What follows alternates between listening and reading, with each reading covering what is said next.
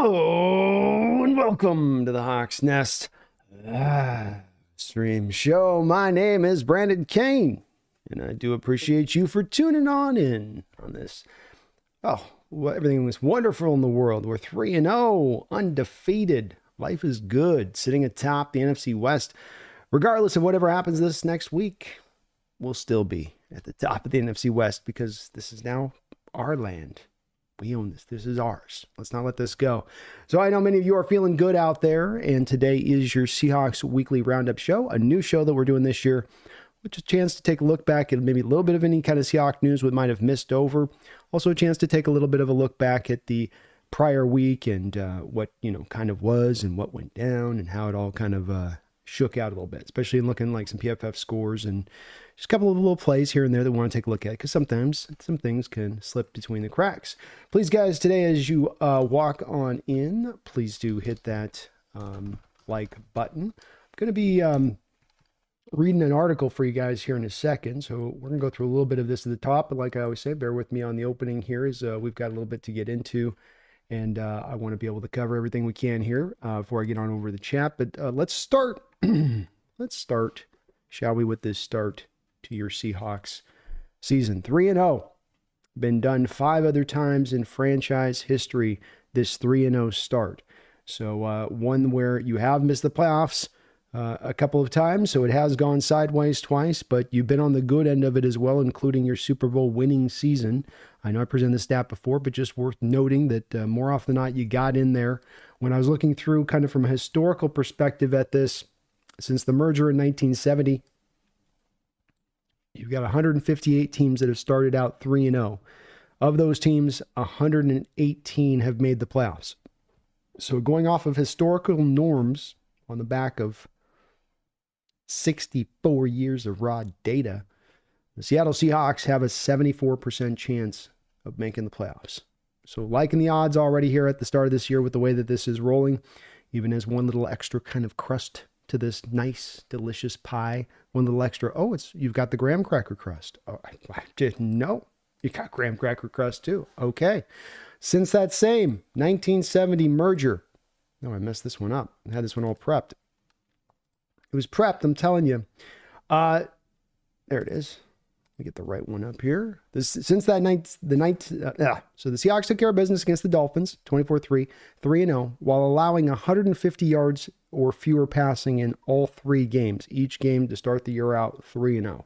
And the team that also did that in NFL history, the only other team to do that in NFL history, was the 1979 Steelers, who that year went on to win a Super Bowl.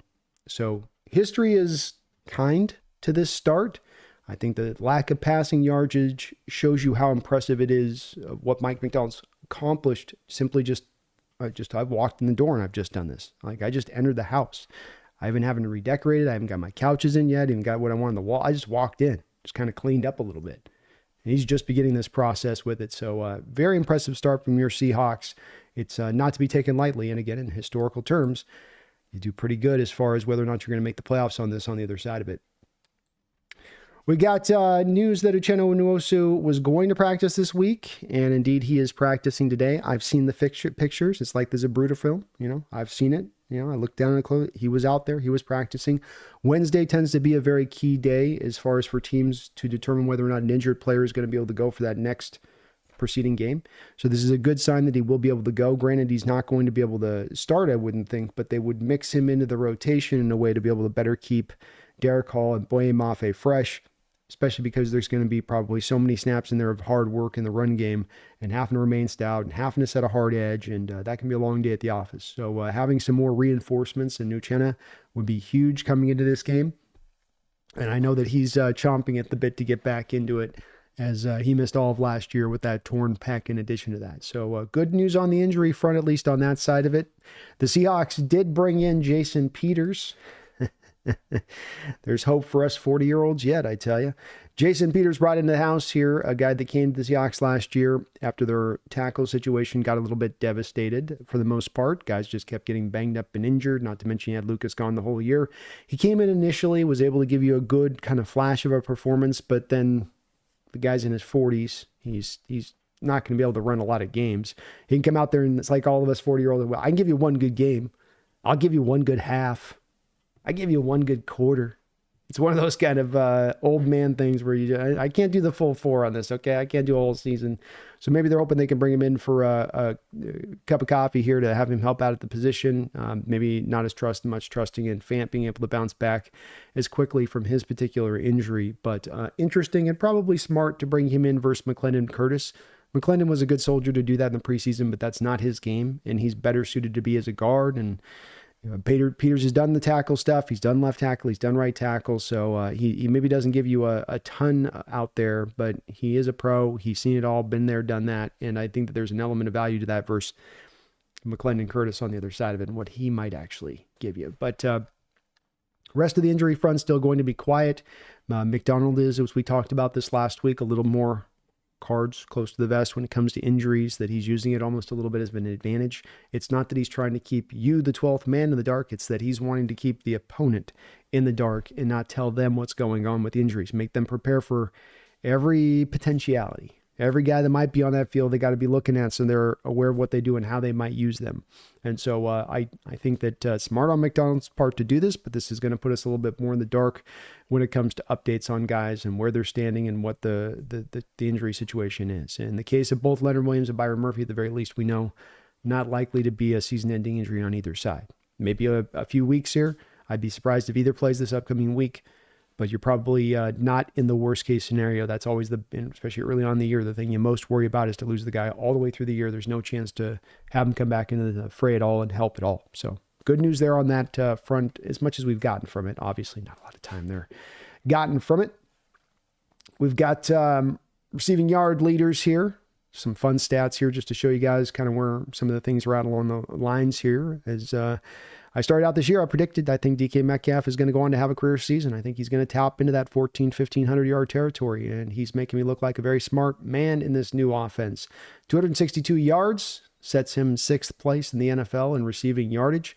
We'll see if he can keep the good times rolling on that side of it, but a very great start here for DK Metcalf as he heads into his 6th season through 3 games. Geno Smith, likewise, has been holding it down, passing leaders through 3 weeks. Dak Prescott, 851. Brock Purdy, 842, neck and neck. But then you got Geno Smith, about 75 yards off of having the most passing yards in the NFL through 3 weeks of the season, with how much of a run game for a consistent run game. When the run game's been good, it's gone hot. Walker, second half, hot. Charbonnet at the end on that run drive there, hot. But it's been pretty quiet overall on that other front, and not much pass protection. I can guarantee you that all of those other guys on this list have much better pass pro than Geno does. But Geno getting it done with third place in the passing yardage front of things. Want to show you first this stat, and then that second stat. And this first one's going to be the total pressures in the NFL right now. I know many of you are probably already aware of this pressure front stat, but Seahawks, 71 pressures in the NFL to start out this season, beating out the Vikings and the Jets and the Texans and the Giants. Top of the pop. It's coming from every direction. Everybody's kind of getting their chance to have that kind of impact. You did so in this game with still staying on top, even though you lost Leonard Williams through a big part of it, even though you don't have any Uchenna Nwosu, even though Byron Murphy was gone for, I think, at least 2+ quarters, 2.5 quarters this last game, yet you still find yourself up on top of that. And this is made all the more impressive when you look at the blitz rate again, which we'll be kind of tracking and monitoring throughout the season, because I just want to know from my standpoint how McDonald is going to play this. And the blitz rate's been sorted. There is the yellow column that you can see. And you have on this the Denver Broncos, Minnesota Vikings, up around that top portion there in their blitz rate. 39%, Broncos at 45%. They're doing everything they can to manufacture, right? And going back to the stat again, you have the Broncos down there at 62 on this list. They're near the upper echelon there of the pressure rate. You have the Vikings up there near the upper echelon of the pressure rate, right 2 behind Seattle. But you see that the Vikings, to do that, are blitzing 39.3% of the time. Flores does a lot of the same creative fronts that Mike McDonald does, but he wants to do some of the old stylings of actually blitz out of it. Or maybe it's just he's overcoming a lack of natural ability to get the pass rushers to do it. No more Danielle Hunter there. He's having to kind of make it happen there, so he's doing so. But when you look at this list, what is notable is that you have down here at the bottom your Seattle Seahawks. So 32, 31, 25th So 25th right now in their blitz rate at 19%. They might be actually right now currently blitzing at a lesser rate than they did last season, and yet they're generating that pressures. So it's the difference here between the two on how they do it. Some of the other teams that were good at generating that pressure, I believe you saw on this list, were you've got excuse me, the New York Jets, not a heavy blitz team. They're going to trust their front four to get there. Texans, I think they're right up and around the middle of the roadish area of things. But interesting, McDonald is able to get this done, the pressure stuff. I think it comes in large part from the fact that he's got that simulated pressure stuff that he runs. He confuses quarterbacks post-snap with the coverages and what you're getting there. The simulated pressures not only confuse protections, but they pull off the natural double teams. It's on a show today, a Lions show I'll be posting on Twitter today. They're going to be posting it to their channel thing here soon. But talking a little bit of just of how you can with double A gap mug pressure. You know, you take a running back that's going to be chipping off the edge and he slides inside to go take on one of the linebackers. The center then is set to take on the other linebacker. The protection's set. Post snap, you drop the linebackers into coverage. That edge, whatever happens along the rest of the defensive line, that edge has now had his created one-on-one opportunity. One of the reasons you're seeing Boye Mafe, Eid, and Hall to a lesser degree on this as well is that not as many of those chips are going to come when you run those kind of packages. And so great job by McDonald. Just nothing but good here as far as what he's bringing to play with this defense. But you can see to me the impressiveness of how hard it is to not blitz and still be able to generate pressure. We've been in this boat for years here in Seattle, where Carroll was one of those folks that really wanted to blitz at like league least level more often than not. And he started to kind of turn around from that in recent years. But it was begrudgingly so. So to get this done and know how hard it is to get those guys home when you're not sending extra guys, very, very impressive. A bit of along with the secondary, the backbone of what this team has on defense to kind of set the stage like they have to begin the year. Let's keep it rolling. Excuse me. Let's start getting down to some of our segments here. Let's kick off with the first one off the rip here. That's going to be your PFF grades of the week.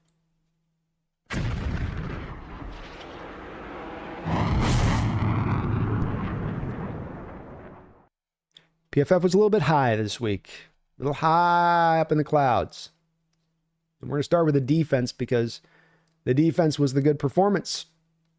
The defense was a defense that gave up 3 points on the day, gave up the 3 points on the day when they were put on a short field for that one time that they gave up those points. But when you look at the scores on this, you would have thought they gave up like 27 points. Nobody in the 90s, nobody in the 80s. Jonathan Hankins, your lone guy there at the top. And we're going to be covering Jonathan Hankins in a second because he's my underrated hero of the week for your Seattle Seahawks.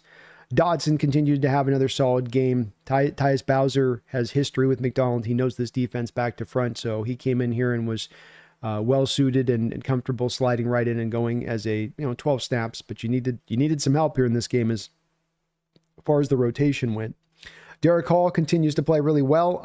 I would say that he was much better than a 70.8 grade in this one. I thought he had, kind of his best game as a pro. So the grades on this defensively down the line were very much to me a head scratcher. Tariq Woolen doesn't give up anything in coverage. How does he end up at 62? And that's where I say that this PFF stuff is an imperfect science. It's something to look at and try to utilize as a tool, but it should never be the end all be all necessarily unless you just have nothing else to go off of. And this is kind of a representation of that. I thought Mafe played a strong game overall between the run and the pass. They've got him down at a 57.9. 64, 65 is about an average grade. Julian Love, I thought, played really well again. Kind of weird there on that one. Down at the bottom, you've got Mike Morris, who I thought was really active, showed a lot of effort. He didn't necessarily always win, but he got back in the play and sometimes chasing things down on the backside. They had him down at 37, which is a pretty tough grade there. And Leonard Williams, Byron Murphy's sample size snaps for those guys. Murphy 12 snaps and Leonard only a mere 5. So you probably don't want to draw too much off of that. Draymond Jones likewise has been pretty good on the pressure front, coming off that edge, and a little bit surprising there on some of these grades that I haven't exactly been able to make much of heads on, especially going back and watching the All-22. I didn't think that there were just a couple of guys that had a little bit better than average days. And that would be, seemingly what they want you to believe here, which is, silly. Let's get over the offensive side of it, where they were a little more kinder, and likewise, you would have thought the offense was like almost not juggernaut. It's about they almost even grades, I guess, to the defense, though the bottom ends are worse. So avert your eyes near the bottom here because it gets a little bit brutal down there. But AJ Barner, my Will Disley comp, looking good on this one. Gave you a good all around day. Good as run blocker, good as a pass blocker, great out there running routes, made a couple catches, did a little bit of something after the catch. We've got Noah Fant coming in with 83.7. So tight ends holding it down in this game. Even Brady Russell on his 3 snaps. Like, I see you guys. I'm going to do what you guys do on this. The 2 running backs filling in there for Walker. Good to see. McIntosh, for those of us that have been banging the drum to get more McIntosh. I know he only got the 10 snaps and a couple carries, but certainly I think there's some more room here if Walker's down to, work him in a little bit here in this offensive attack. Charbonnet, good day overall. I think he really put it together there at the end that helped him kind of push through in the way he was able to do so. Charles Cross remains your highest graded left tackle or just tackle period in football. So I know that that's not a great grade today, but his overall grade is still outstanding on the year. Stone Forsythe, you guys beat up on him, but I tell you, he's a quality swing tackle. Is he a game changer? Is he a guy that you want playing 17 games over the season to right tackle for you? No. But is he creeping up very close on PFF's top 32 tackles in the sport? Yeah, he is.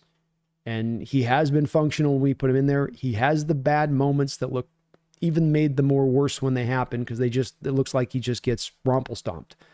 But he is a guy that can give you some pretty decent quality of play, especially going into a free agent year. This guy's going to make a little bit of money this offseason.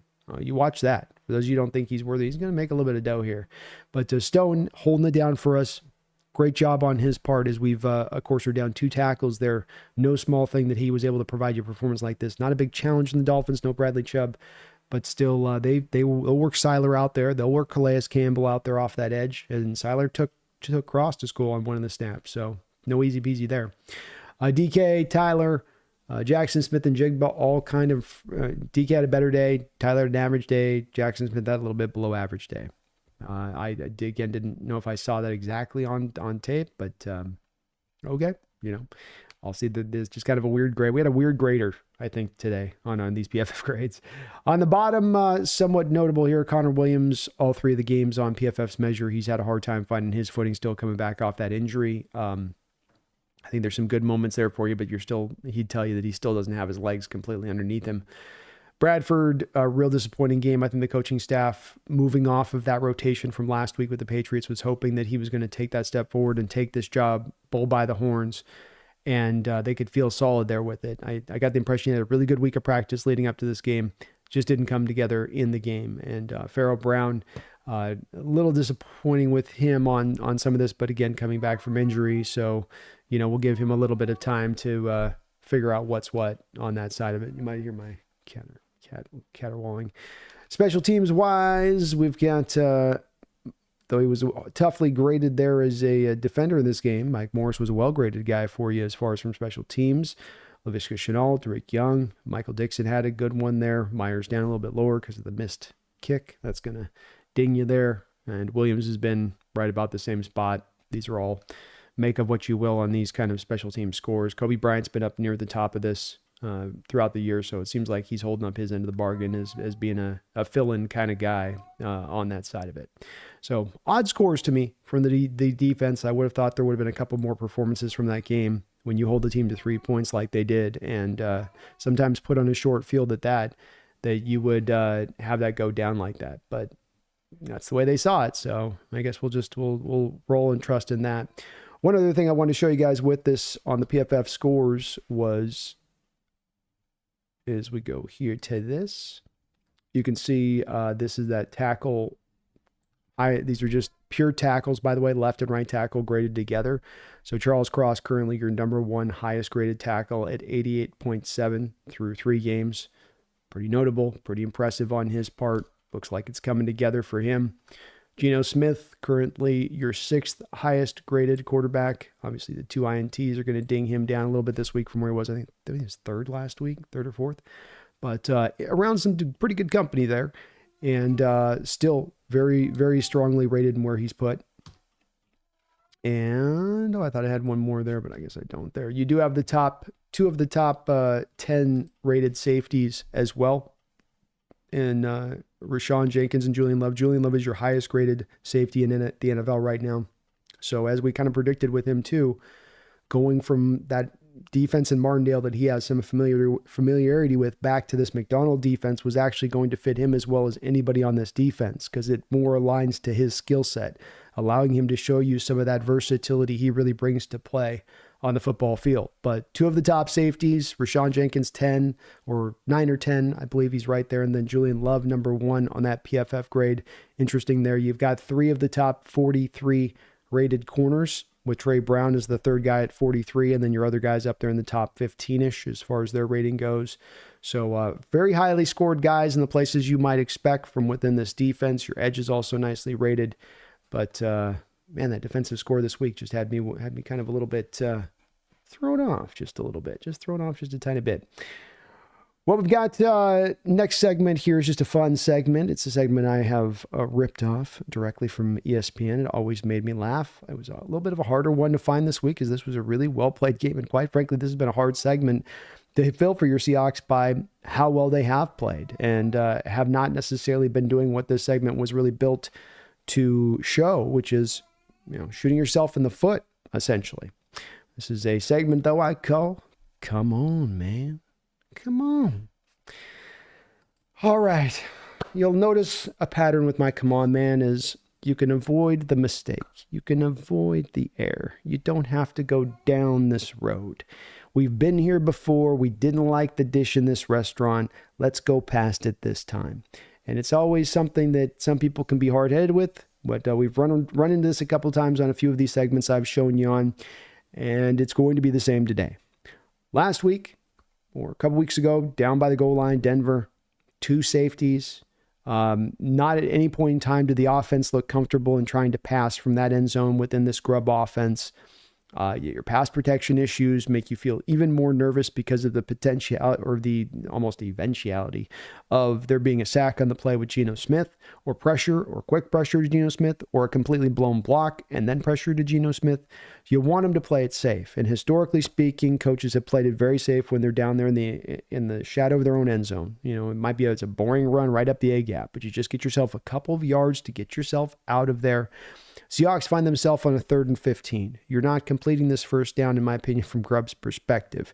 This is one where just take a couple yards, get Dixon some breathing room, get him some breathing space out of there, and then live to fight another day. And this is the play where you guys will know of the interception with Geno Smith, where there's pressure, throws it late, throws it high. Charbonnet tips it up. There's a few different people that do wrong on this play, which is why I wanted to highlight this play, as you can kind of go from a couple different people here as to, who's causing the problem, what's causing the issue. But let's start with this. They're in a cover 2 shell. They're in off coverage. You're not going to have anything deep down the field. They're showing a little bit of a blitzer up there in the A gap to give you potentially 5-man pressure look from Geno Smith's standpoint. All the more should then push him, to my opinion, right over to Charbonnet instantly on the read. Throw it to your check down, take the check down, and call it a day. Instead, Geno is the second guy in this one to make a mistake, in my opinion. First guy to make the mistake is Ryan Grubb, running empty protection out of the shadow of his own end zone with the problems that they've had. He's the biggest culprit here. And then Geno comes out of this, and I'll play at normal speed, is going to look to his right. He's checking on these reads to his right, and I think he's getting a little bit greedy here, where what he's looking to do is try to go get the first down. He's like, we can get this 15 yards. 3rd and 15. 3rd and 15. Geno's going, no, we can go get this. I think I can pump that in there. And Geno's made some big time throws this year. Don't get me wrong. If there's a man that could fit it into that tight little window in there, I think he's looking to Lockett here. I think he thinks Lockett's going to break open. But you don't have the pass protection. You haven't had the pass protection. This is one of those places where you go, where Geno will be really great, even better? This kind of play. Because I want you to watch Lockett on this play from the bottom of your screen, climb up to the dig route. The dig route's open here. Boom. If Geno throws that on time, look, Lockett's sitting right in the hole, isn't he? So this is where, if pass protection improves, you get a better Geno. When pass protection is utter shite, as our Brits would say, then you're going to have bad decision making. And that's what this would lead to. The pressure is very quick. Bradford, your third culprit in this process, getting push-pulled, and that happened to a couple of your linemen in this game. Hopefully Detroit is not watching that, because if you watch, not Bradford, it's Laken Tomlinson. I'm sorry, Bradford. I take everything back. I said, you did have a rough day, but this one's on Laken. Laken's getting push-pulled in this game. And this is a vet move here to cause the pressure in there, but this also happened to Charles Cross on a sack later in this game. So something to pay attention to on this team as we go through is if teams are scouting us right now, I'd be saying, hey, their linemen are a little bit opened up, vulnerable at times to the push-pull. And again, watch that guy with on our left guard. Your first kind of showing bull rush, you jam those hands right into the chest, and then just as you've got them torqued up backwards, you pull them down. Push, pull. See how he pulls that arm down to Laken Tomlinson? Yes, they get away with that. Is it defensive holding or not? No, it's just a good pass rush move. It takes a lot to be able to pull it off. I think that's Calais doing it. So it's easier said than done kind of look, but it did happen to Cross too with Zeiler in this game, who got him off the edge in the same kind of fashion. But so now you got Laken, part of your problem here. And then you've got, I don't know if I can blame Charbonnet here if he had a chance to knock that down, but you always teach your pass catchers to knock the ball down and not up. If you get a hand on it, it's to knock the ball down.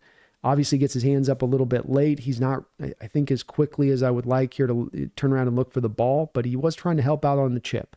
So, I mean, he is trying to help also with the pass pro. There's a little bit of a reason with him. I certainly wouldn't be giving him a big slice of the pie of the blame on this one, but Geno looking downfield first on the 3rd and 15 to try to complete it, expecting his pass pro. Grubb calling a play, and Grubb calling long developing routes, by the way, to entice Geno here. He could have not have enticed Geno so much with the play calls.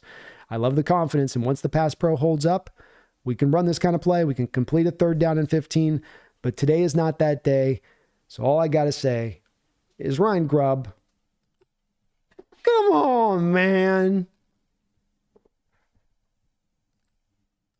All right, keep it moving on up. Keep it moving. Keep it moving on to the next play segment. And this one is the play call that hits just a little bit different. One hit different. On this segment today, we're going to take a look at the DK touchdown. And I know that I just posted on my channel yesterday, I think it was, a play showing this, that's going to show this touchdown play. And let me get to the stupid play call, okay?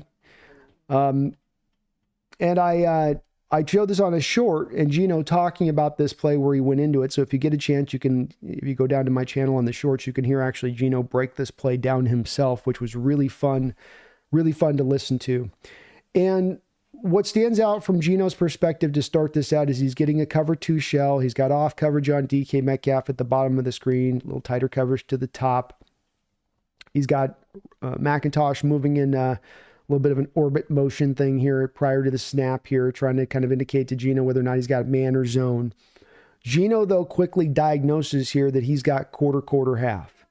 So your safety out here is going to go into typical half field coverage like you would with the cover. It's like cover 2 to half side of the field. So if you think of cover 2 defense and you think about what a safety's responsibility is in the cover 2 where they're mirrored on either side, dropping deep to their side of the field, that's what this guy is doing.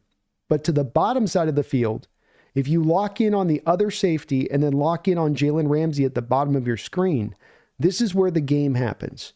Because Geno diagnoses here that he's got quarter, half and not cover 2. Not cover 3 even. Because if it's in this quarter, half, the half field safety over here, he's not coming to the bottom side. He's going to stay to the top side and deep. He's eliminated from the play by Geno knowing that's what he's doing in the coverage. The 2 other guys are in quarter, half. Now, what that means is that you have like 2 kind of bubbles, essentially. Take this away here.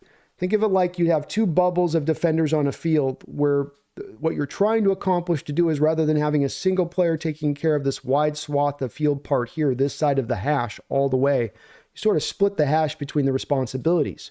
Now, the quarter, half can be run with a little bit more of a shallow roll to it. It typically would have had Jalen Ramsey here playing a little bit of a deeper third. Like they both would have been playing more of the deeper third. What it does appear to me is the Dolphins are playing to the sticks here. They're trying to prevent the 3rd down. So they've been instructed to play it in more of a shallower kind of look. And the Seahawks take advantage of this because now you know Jalen, as soon as Geno Smith can kind of diagnose this, he knows then quarter, half field guy eliminated. The first quarter, Jalen Ramsey also becomes eliminated on the play because he's not going to be in the route path here. He's going to sit down and squat on the short routes. And maybe Jalen played this weird. You guys will see in a second when I replay this. He does get caught in a little bit of a no man's land where they're doubling up on one guy there out of the slot, JSN. So it's a little bit weird there. But again, they're playing the sticks. They're trying to prevent the third down. What makes this play so beautiful is you're not just having DK run a straight line up the football field. You're setting him up with what I'm going to call a dig-o. A dig and a go. You got your stop and goes. You got your slant and goes.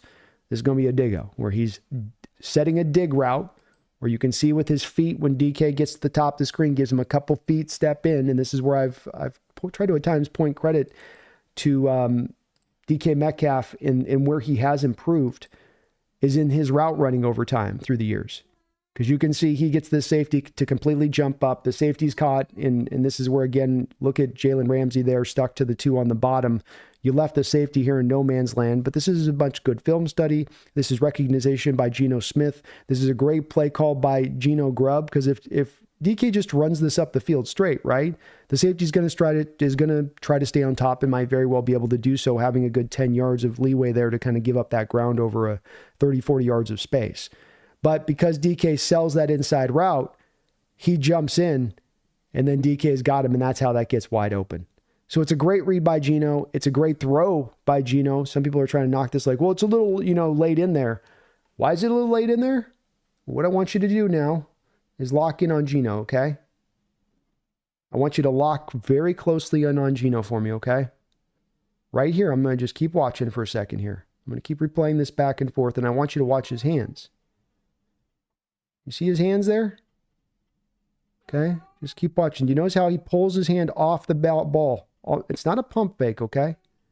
But that safety is watching Geno Smith here. His eyes are locked in on him. When Geno pulls his hand off that ball, that along with DK's route, those are the two indicators to him to say, go, get it. So it's a quasi almost pump fake just to take your hand off. Hands on it, hands on it, hands on it.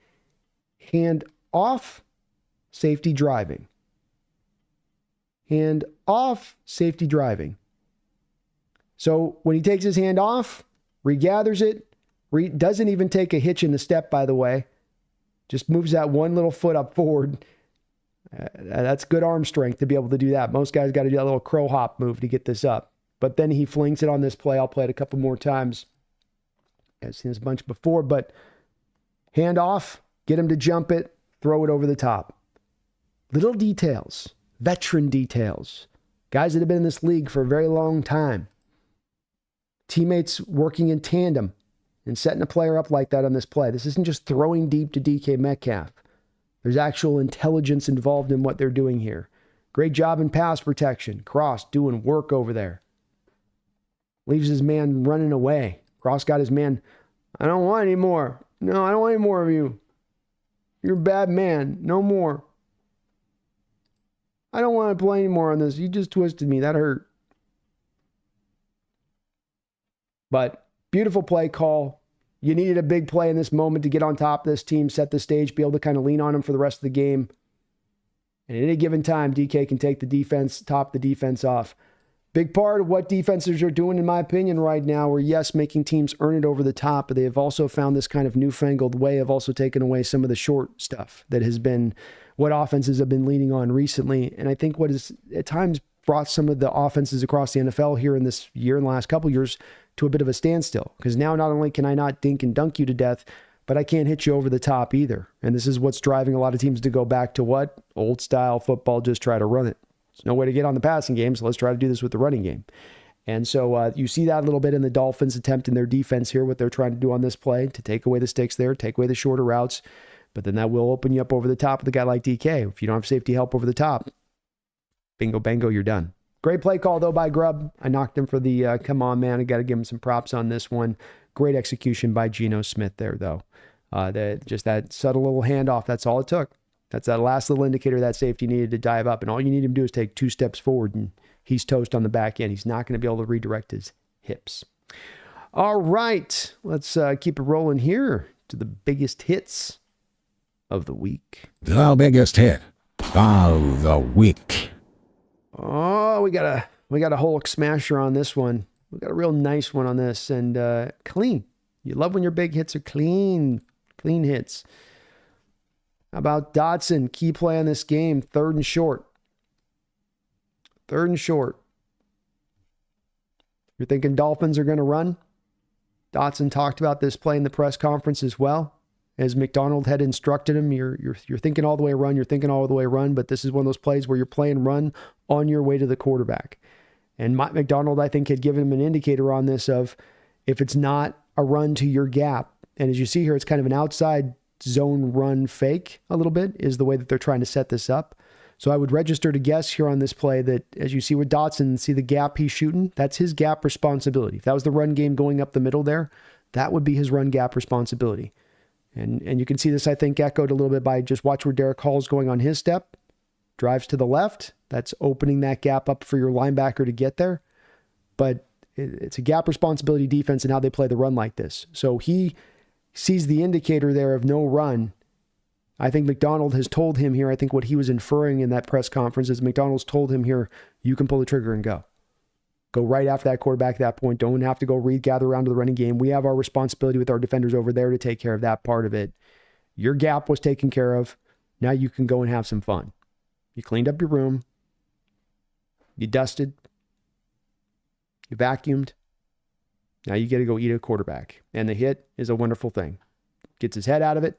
McDonald noted this in the press conference, how well the defense has done this year at not smacking that head. How many of these defenders do we see just, slapping helmets of quarterbacks and sending their helmet in like a missile at the head of the quarterback, or just getting flagged for basically blowing on them. But your Hawks have done a very good job of keeping their head out of these kind of plays. He does here while still potentially freaking breaking his ribs. Big time hit there by Dotson. He's got some acceleration to him that is notable on the football field. When he wants to go from 0 to his top speed, he gets there in a hurry. And that's explosive. That's speed to power. That's what they call that. Because you get them going that fast, and then even if they're not a big guy, when they hit you, it still hurts. Great hit. Alrighty. Let's take a look at our underrated hero of the week. It's a segment to highlight guys that slipped a little bit through the cracks and how they might have played this last week and maybe saving the game on a given play, or they came in and were able to hold down the line for you in a given moment. Looked at the PFF scores, and I didn't give him a lot of run in the PFF scores because I wanted to talk a little bit about, how he held up at this point in time. But as you guys see, your highest graded guy in this game was Jonathan Hankins, 78.5 grade on 33 snaps. Hasn't been playing a lot of football coming into this game. Wasn't being asked to do a lot. You had enough depth there. You had enough guys to get enough run to keep them fresh, where you're kind of keeping them here for reserve for just this kind of moment and what you need to call upon. But let's keep this into account with this. You have a Miami game that can be very versatile in the rushing attack. They had Hill, they had Waddle, they still had a couple of running backs, and you knew they were going to have the intention to want to run. You're down Leonard Williams after 7 snaps. You're down Byron Murphy after like 12 snaps. And that's no small thing to lose that interior in that way, because it doesn't all just mean now you go, well, Hankins and Jaron Reed, now they just run the whole rest of the game with no blow, no chance for them to catch their breath. Just they'll be out there the whole game. It'll go fine. You're in Troubleville at that point. Those guys, those vets are now carrying a lot of the load through the rest of that game, where they're going to get probably a little bit blown out over that game. They're going to have to really hold and remain tough. And I think you saw that throughout the game from both Jaron Reed and Hankins. But Hankins just had some great plays. He's going to be manning up your nose tackle. He's the guy where Dolphins and a lot of these plays where he's playing well are coming right at him. He is the intention of the attack. And he's at least, whether or not he's making the play there, he's doing what you want the nose tackles to do. Is whether you make the play, get off the block, whatever, hold your ground. Remain immovable. Allow everybody else to then flow around you. And that's what he was able to do in this game. Here you're going to have him set up out of the nose tackle. And I will be looping this a couple times. I want to show this a little bit, though. As you watch it a few here. Let me go a little slower because I know this action happens fast in here. Watch the bounce step to the right here. You get a vet who's seen it all, done it all. He knows where plays are going prior to the snap. He knows what his indicators are telling him. Indicators here, or I'm going to slide just 1.5, 2 steps to my left. Does it make the play? No. Does it cause the running back to redirect from where the intended hole was to be? Yes. Jaron Reed also is there doing his job on this play, so it isn't a one or two. It's both of them working together on this play to shore up where the play's supposed to go, forcing it back where it's not supposed to go. But it's that step to the side, right? It's not him staying pat after the snap or just going heads up at the guy. It's taking that couple steps to the right to clog that hole up, and he's an immovable man. When he goes where he wants to go, you're not then going to move him off the spot. Freaking guy weighs 379 pounds. You're not getting that guy. You're not getting that guy off. So ends up off his feet. But a big part of this play here is on the back of 97 there, center of your screen, holding it up. Shout out to Jaron Reed as well, both doing their job. You can see how those duo blocks come down. You get a lot of Miami defenders up on you. It's hard to kind of hold your ground with all those bodies coming at you there. But the more you can take on, the more cleaner you keep your other tacklers behind you to come up and be able to make a play like they do. Keep it rolling here. 97 again. He's going to be your nose tackle on this play. Just flips the center right out of the way. That's not even really a spid move. He just kind of turns sideways and lifts his arms over his head. It works, right? Big man still got a little quickness left in that body, I guess. Guard's got to hit kind of a tough reach block. You're loading up to hit all this big man. He's got to one-on-one him. Dolphins are trying to one-on-one. You're going to see the Lions try to do this too, where they try to go between a lot of the duo and combo, and then it goes right back to the single stuff. And they'll go from one extreme to the other, where you're not like having half the line duo and half the line single block, and you're having like almost all the line single or all the line helping into that duo a little bit. But good job just turning sideways. He gets back in the play, makes the play in the backfield, TFL. Guard coming right down there, just whoop, slips right off of him. Another play here, 3rd and short. They're running. You know they're running. They know you know they're running. They're going right after these tired bodies, the Hawks at this point, Jaron Reed and Hankins again. Certainly we've gotten to wear down now, right? Certainly they've got to have a little bit of an emptying tank here. Do they look like they're going backwards to you? Does 97 look like he gets pushed back, or does he get forward and he takes it to him on this play? Great anticipation off the snap. You want a play that really helps you to feel the effect of the 12th man? Is watch when you can see a nose tackle get quick off the snap like that. Almost like he knows the snap count there. And that's the benefits of that crowd noise at times, especially on this 3rd and short kind of play where they can't hear anything.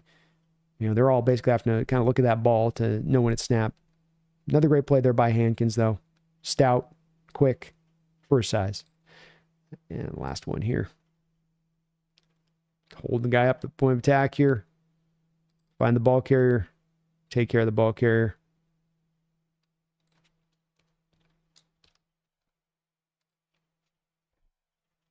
It's kind of playing more of a one tack role here.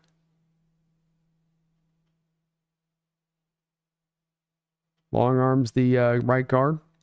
Finds the ball carrier. Takes him down the backfield. No small thing, the impact he brought this past week. And a really good value signing by John Schneider this offseason. And it's good to have those reinforcements. It's not just always about the stars you got at the top level. It's about having that depth you can call upon too. Hankins is going to have to hold the line a lot this week if we're going to be able to take down the Detroit Lions. He and Jaron, again, are going to have to provide some yeoman effort because they're probably going to have to carry too many snaps. The Dolphins are going to be very committed, I believe, to running the ball. And that means their day is going to be a long one probably as far as, trying to get things figured out on that side of it. All right, let's let's keep going here to, let's have a little fun here. Let's bounce over to the fun side of it. Gonna have to, the little Hawkeye Predict segment, I think we'll have to push to Sundays before the game or Mondays before the game in this case, just because I'm doing that NFC West on Tuesday now, so it's harder to bounce over and catch the Brody bro and nephew to get him going. But we do have the Pumpkins picks today. This is my cat this year. I'm trying to use the energy, psychic energy of both child and cat and combine it to see if we can figure out how our season's going to go this year. And so far, our Seahawks are perfect. The cat is perfect. The nephew is perfect. That's right. 3-0, 3-0, 3-0, 9-0 collectively.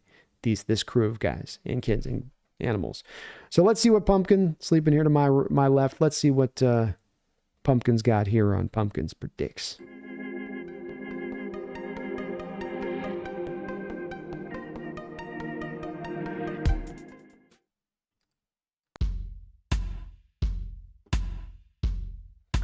You can see we've got 3-0, top left corner. Seahawks on the left. Lions on the right as the home team. Pumpkin blocks the camera initially. She's off. She's off. We are following her. Now she starts to scoot towards the lion. She looks back and checks with me. Goes to the lion. I thought we're dead in the water there, boys and girls. I thought it was a wrap at that point, but she twisted off just at the end. And the Seattle Seahawks are predicted to win by Pumpkin. 3-0 on the year is Pumpkin so far. And I like it. So she likes to play with my emotions. I don't like that. I don't need my emotions play with Pumpkin. You just go right to the Seahawks one. Every time she's got to go over there and be like, well, maybe I'll just dip one little paw on the other one for a sec. Oh, are you nervous? But she came back the other one. We got the win this week. Let's keep it rolling on that side of it. All right. Sounds good to you guys? Sounds good to me. Sounds real good to me. All right. Let's keep this thing a-rolling. Let's look at the next segment I got rolling on this weekly roundup. You know, it's always good to keep an eye on the enemy, I believe. We're trying to take this division. Before you can get to a Super Bowl, you've got to first take your division. That's my outlook on it, at least. That's how I view it. So this week, next segment up here is going to be tracking the NFC West.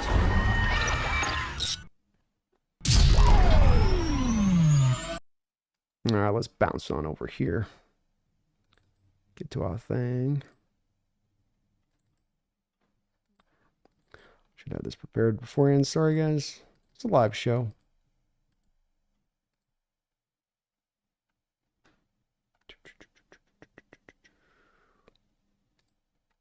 All right, so first up, we got the Cowboys game and the Rams divisional matchup between these two teams.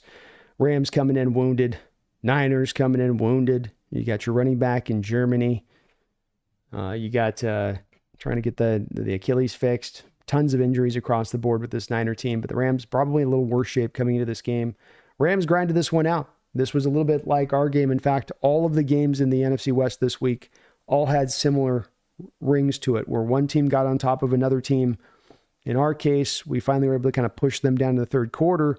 The case of the Cardinals, they held on for a while. Same thing happened to them, but in the fourth quarter. And then in the case of this game, the Niners got out to 14-0 lead.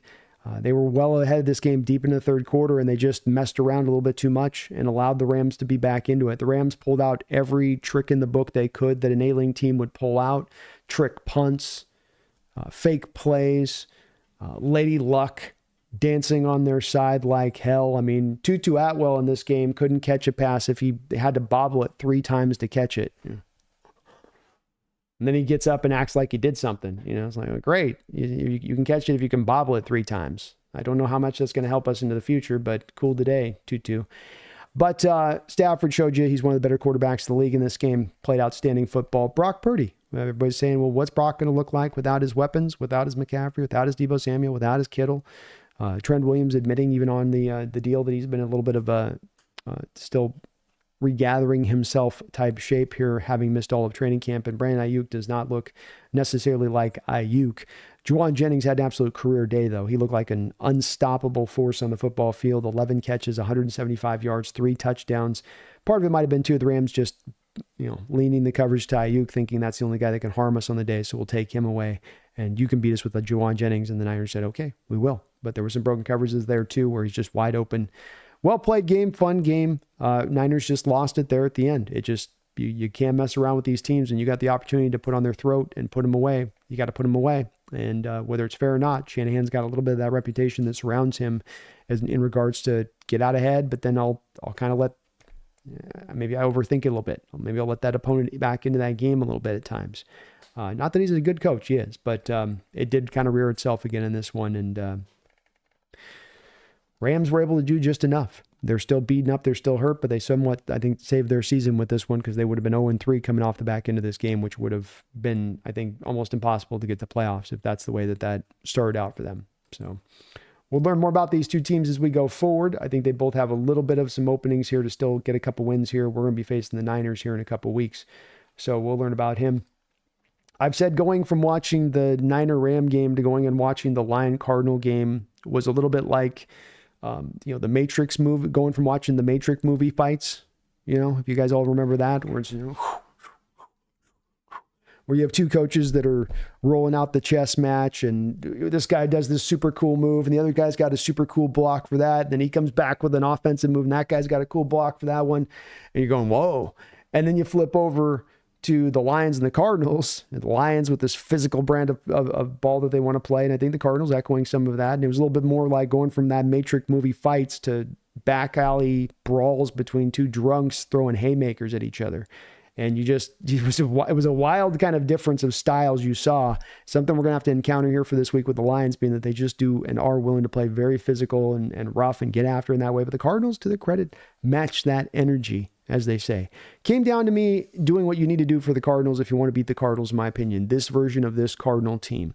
You can get after their defense enough. There's points to be had there. There was probably more points for Detroit to be had there. They went very conservative in this game because Detroit was coming off the game last week where Goff threw 53 times. So they were doing this.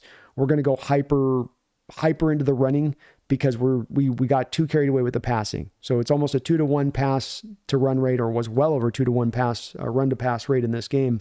And it was largely because of the prior week and how it had all kind of gone to hell there a bit for the offense as far as their outlook on that a bit. So a lot of running. They didn't do a lot to push the game up. But then what you do against this Kyler Murray Cardinal team is you take away the run game. You put it on him to win the day passing the ball. You mush rush. You keep that pass rush and him contained within it. And then you force him to kind of play on time, throw deep down the field, throw on time. It's not you throwing down the field like it was the prior week where you've pirouetted out of something. You're rolling around over here. You're having a chance to kind of set your feet back again. No, you'll have to do it kind of from the pocket and hit that. And as opposed to last week where he was so accurate on some of those deep throws, this week I think he was like 1 of 7 trying to push the ball down the field was Kyler. And I thought it was a great game plan by the Lions to force him into what he didn't want to do.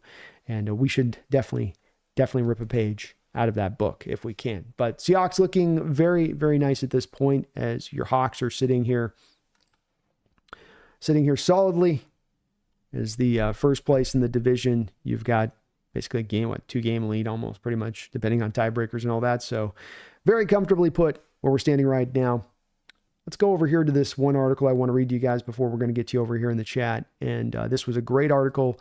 Brady Henderson does fantastic work for the ESPN.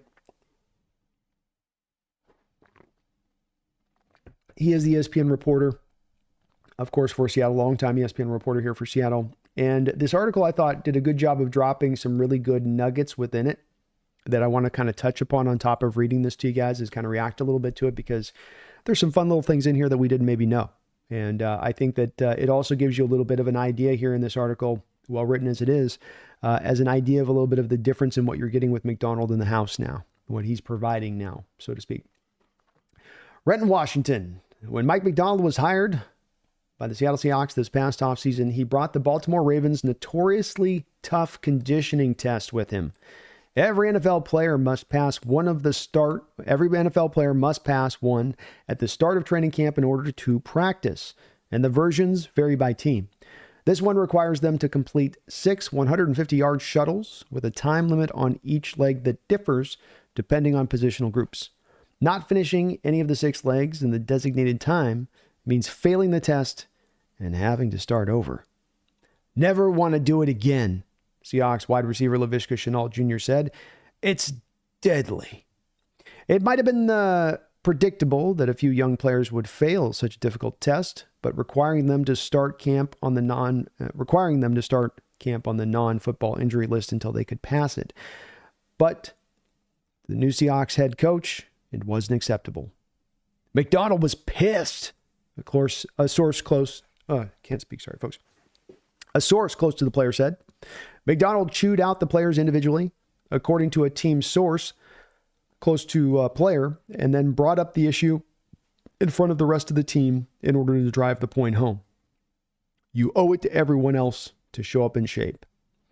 He told at least one of those players that he'd have been cut on the spot if not for the guaranteed money in his contract.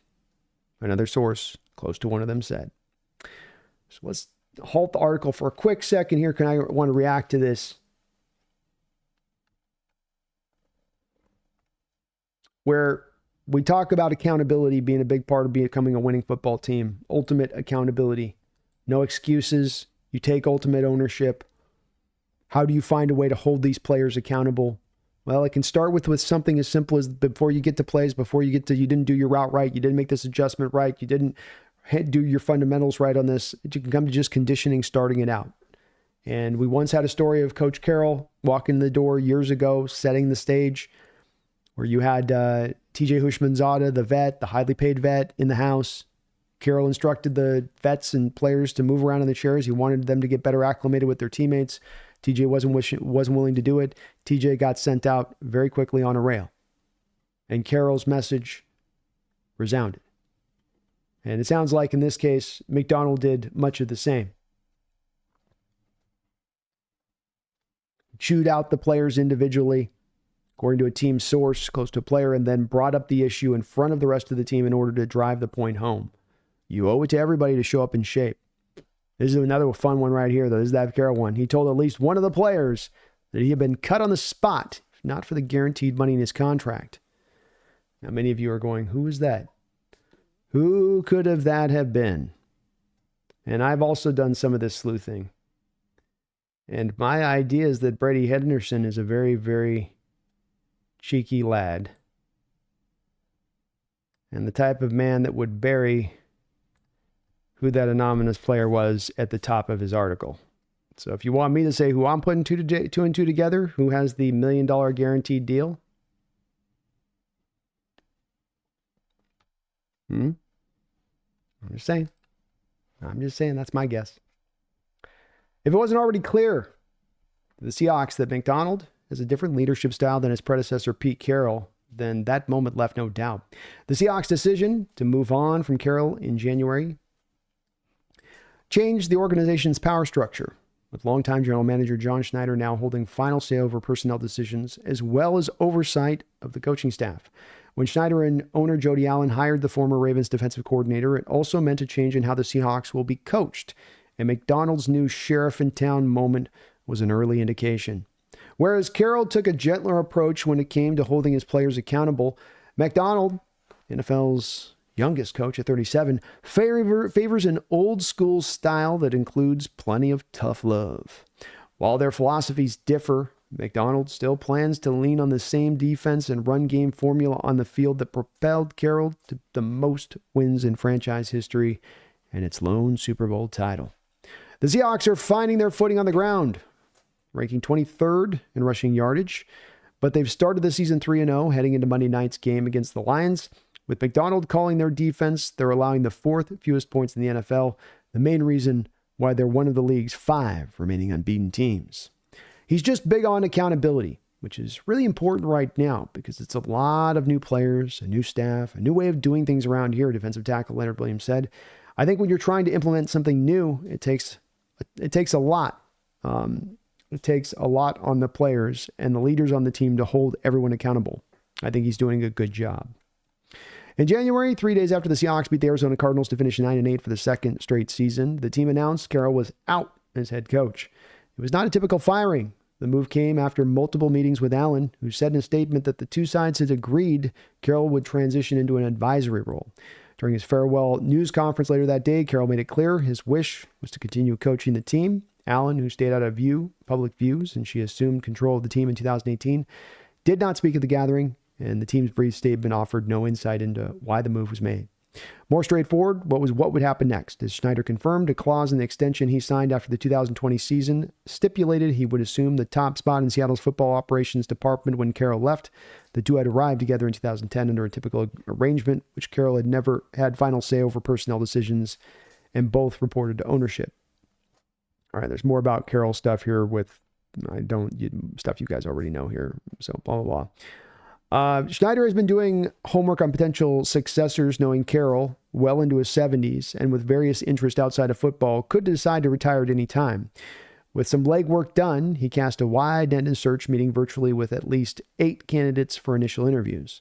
McDonald was squarely on Schneider's radar, having developed a reputation as one of the NFL's brightest minds. The Ravens were the league's top defense the past 2 seasons, and the Seahawks saw firsthand the issues McDonald's scheme created during a 37-3 loss to Baltimore in November. McDonald had also just won a national title. Michigan, not McDonald, sorry. I can't read, I'm sorry. Michigan had also just won a national championship using the defense McDonald helped to build during his lone season as the Wolverines' defensive coordinator in 2021. Because of the timing of Carroll's exit, Seahawks weren't able to conduct an initial interview with McDonald during the Ravens' playoff bye week. Blah, blah, blah. You guys again know most of this stuff here. The Seahawks, according to a team source, had noticed a trend with their earlier interviews, with some candidates impressing them in virtual conversations, but not nearly as much during the second in-person interviews. McDonald, on the other hand, blew them away, with Schneider, Allen, assistant general manager Nolan Teasley, and the rest of their leadership team met with him face-to-face in Baltimore. A major selling point was his philosophy on holding players accountable and his 3-word motto that embodies it: make it right.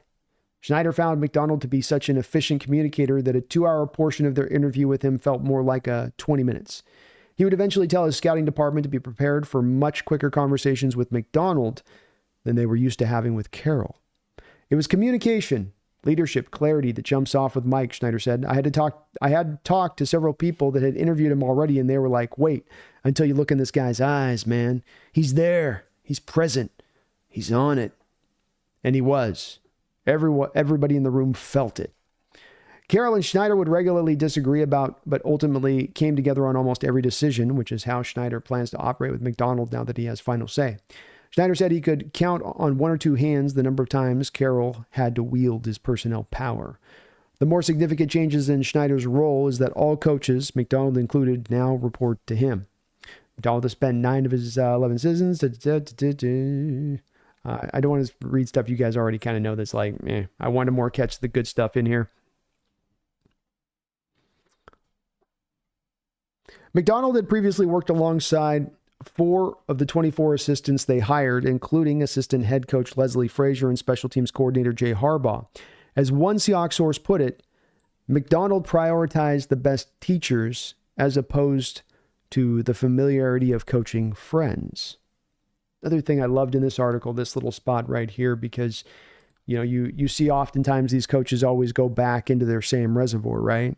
That they don't want to go outside and have people that are going to come in and challenge their ideas. They want more of the yes men style.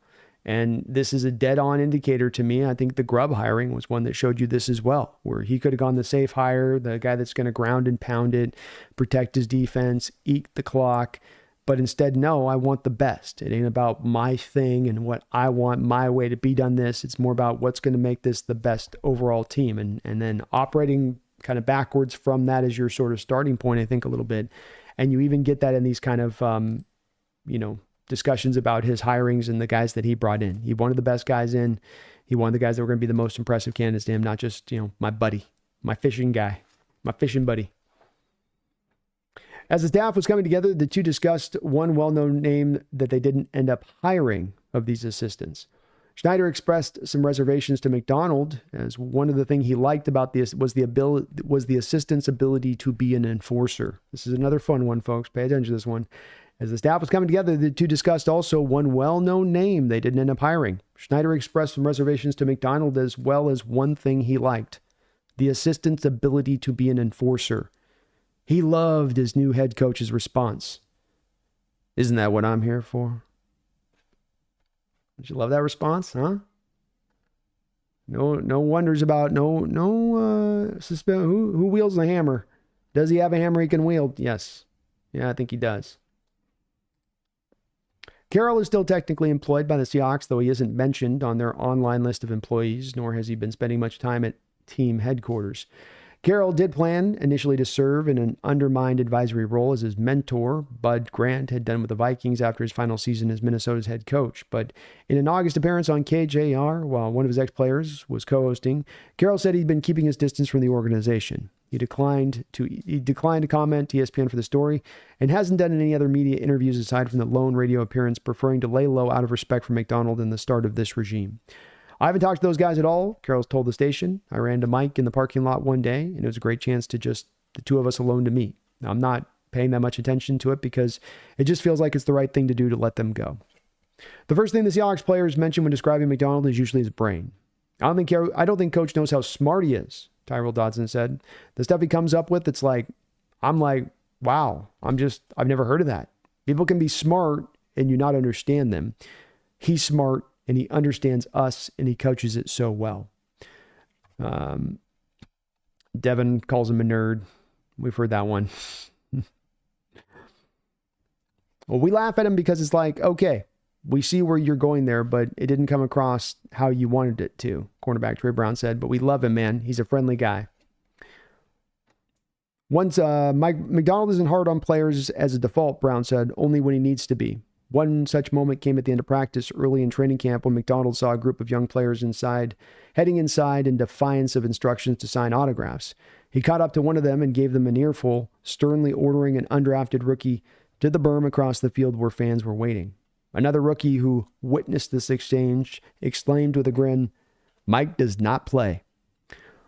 Those who played for Carroll and worked under him say they never saw him dole out discipline that way, even behind the scenes. The ultimate player's coach. He believed in empowering them as a means of getting the most out of them, which meant giving plenty of leeway and leading more like a father figure than an authoritarian. Don't laugh at me. I can't pronounce the word.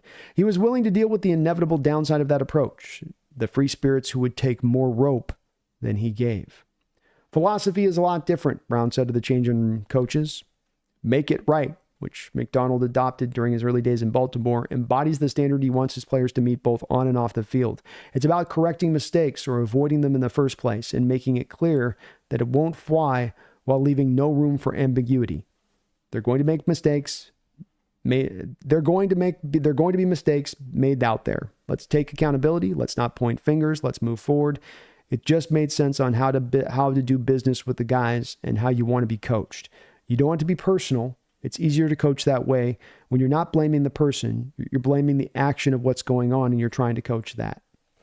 Said offensive game coordinator Jake Peets of McDonald's plain-spoken style. He's very much like hit you between the eyes, very direct. You don't really have a lot of guesswork on where you stand because he's going to come at you with information. And he knows how to say, this is what I want, how I want it, and he can prepare his guys to get it done. McDonald's fine system, more strictly enforced than Carroll, includes $500 penalty for showing up 1 minute late to a meeting, according to one player. Being overweight, missing physical therapy sessions are other finable offenses. It comes up every day, cornerback Artie Burns says of the saying. A simple mistake on a coverage, make it right. Get it fixed, and we'll live on to the next play. A minute late to the meetings, make it right. You're fired up. You're fined up. Don't do it again. It's just an easy way to get it solved and know, hey, the standard is the standard. Don't slip away from it and just make it right. With a win on Monday night, McDonald will become the first rookie head coach since Dan Quinn in 2015 to start 4-0 according to ESPN research. It's happened 10 times since 1970. So he's just talking a little bit about our defense through the rest of it. But a couple of those other nice little details in there that I liked. Ignore that graphic. A couple other nice details in there, though, I liked just about his accountability. He's bringing a little bit of his different styling, and this being the perfect right time with the roster you have set for that guy to come into play to get this thing going. I think it's a big reason why we're hitting this ground running and we're flowing and we're rolling already, kind of shooting off, even as you can see that they're still working out all those little kinks and bumps in the road. And so a very impressive hire. It was a really nice read there. Brady Henderson over on ESPN. If you get a chance, do check it out. But I get kind of the best bits of it on that side of it. And I think that ultimately when you look at the prior regime with Carroll, I think it was just there. It's a different generational thing, I think, to a degree on that, where, Carroll back in the day and that empowerment with those players, it was so few coaches doing that. And those players, I think, took it. And as Brady said in that article, they didn't take too much rope. A guy like a Sherman or a Cam, you gave them that rope and they took it as, I get the ownership on this team. I get ownership on the performance of this team because he's giving me that leeway as I can also be myself. And Marshawn and all those guys the same way. But then you get to a different generation of player who maybe needs a little bit more of the, you're going to toe the line. I'll keep you on the line. We'll keep that toe right on it. And it's just maybe a different way that this generation responds to versus the prior one did. I'm not sure on that, to be honest with you. I don't have a certainty there. I appreciate you guys watching today. Do me a favor if you could and slam on that like button. It helps this channel grow as we are on the road to 20,000 and we are cooking. We're picking up steam. I want to thank you guys for also going over. Huge thanks to you guys for heading on over to the NFC West Roundtable. I'm going to be doing that every Tuesday. And you guys were over there in force last night, like you were the first appearance I was on over there. You guys showed up. You got them blown away over there. They had views down here like, they were kind of like this. And then it's like up here. And it's on the back of you guys coming in there. It's you showing the love, showing the support, showing up in there in force like that. They're definitely very, very happy with the 12s coming in as we're coming in, showing our effect, showing what we can do. And it was great having you guys all in there. I want to thank you guys for doing that.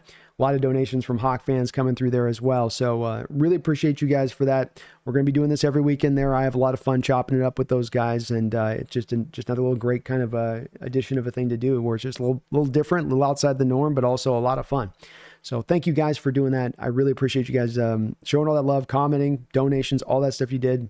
Got the subs on there over 3,000. I think they're at 2,500 for a while. They got them up over 3,000 last night. So well done on your guys' part. Excellent job. And we'll got to keep those times rolling. Be back there on Tuesday on that side of it. So see where you guys are today. We'll probably be doing not a super long show, but relatively long show. You guys know I can't go short, but we'll chop it up with you guys today. And then tomorrow we've got members only show Thursday Night Football, and of course the B&B coming up tomorrow. So we got a lot on deck still rolling down the pike. But let's see where my people's heads at here tonight. Hope everyone's having a good one this evening. Appreciate you for watching tonight. And do remember, too, if you do have a question for me, a reference for me, do put Brandon HawksNest, HNB, whatever you may say. Johnny Podorosa, can Jason Peters help the Seahawks offensive line? I think can help give you some reinforcement of depth. Having a vet like him in the room is certainly helpful. So, I think he can in that aspect. I don't think from a performative level, he's going to give you a whole hell of a lot if he goes out there. But I think if they bring him out, it's more of a break glass, bring out Jason move where it's because Stone's gone down. It's because Abraham's out. It's because Fant's out. And you get down this depth wise on your roster at the tackle position. You kind of have to make this kind of move kind of potentially.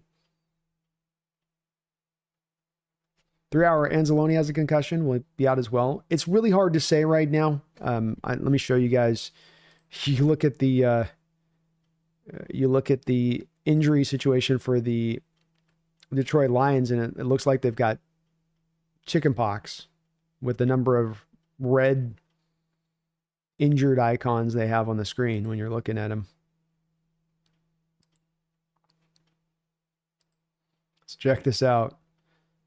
You've got Antonio Green on the IR. Isaiah Wilson is questionable. Traquan Smith on the IR. Sam Laporta has a couple things. He was able to come back in the game, but he beat all to hell. Frank Ragnow might give it a go. He's got a partially torn pectoral muscle, which would seem like something you wouldn't be able to play through, but maybe he's a tough bastard.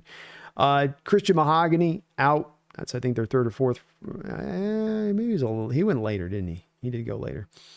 You've got Brian Branch in concussion protocol. He's questionable at safety. Anzoli, questionable concussion protocol. Melifonwu, questionable. Derek Barnes is going to IR. He's going to be out in the game. That's a big loss for them in the run game. Marcus Davenport also has gone to the IR. That's a pretty big loss for them. That's basically kind of like at times a de facto starter. Him and Josh Pascal work between over there on that other side opposite Aiden Hutchinson. Aleem McNeil, beat up, questionable, uncertain there. And then you've got IR Nate Lynn, Broderick Martin, John Kaminsky. Questionable Ennis Rakeshaw. I think that's their third rounder. David Bada on the IR as well. So they're not coming into this at 100% by any means, but they're also not necessarily down all these guys. So hard to say, kind of hard to say at this point who's a go and who's not a go and what will work and what won't work, because it's you might be down all these guys, you might be down half of them. Those concussion ones, they can always go either way.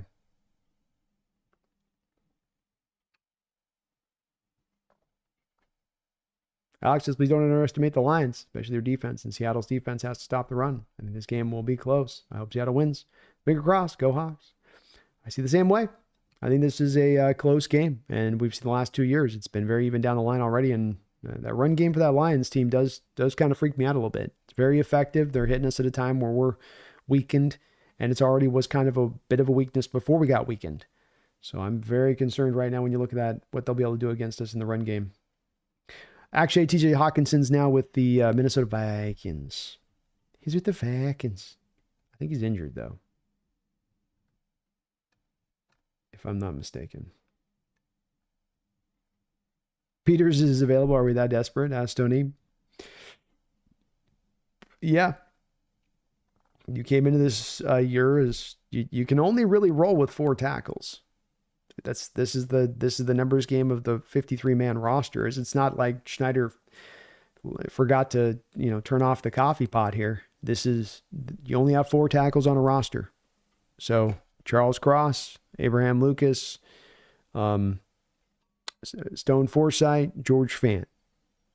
Those are the 4 you want to roll with. Lucas out, Fant out. If something happens to Stone Forsythe, well, now you're to the gotta call a guy mode. And yeah, that's pretty much every NFL roster is in a bit of that same, I think, predicament if that goes down that way. Johnny Pedroza, any ex-Seahawks lineman available like Gabe Jackson? There's always, who else did somebody mention? DJ Fluker's out there. I think he's still trying to make a go.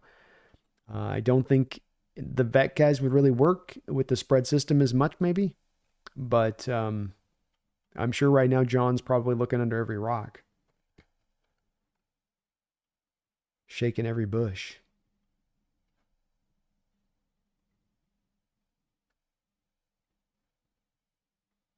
Or Chief, I guarantee the GM's looking at Tyler Booker from Alabama. He's been on 2 games already, and he ain't looking at linebackers.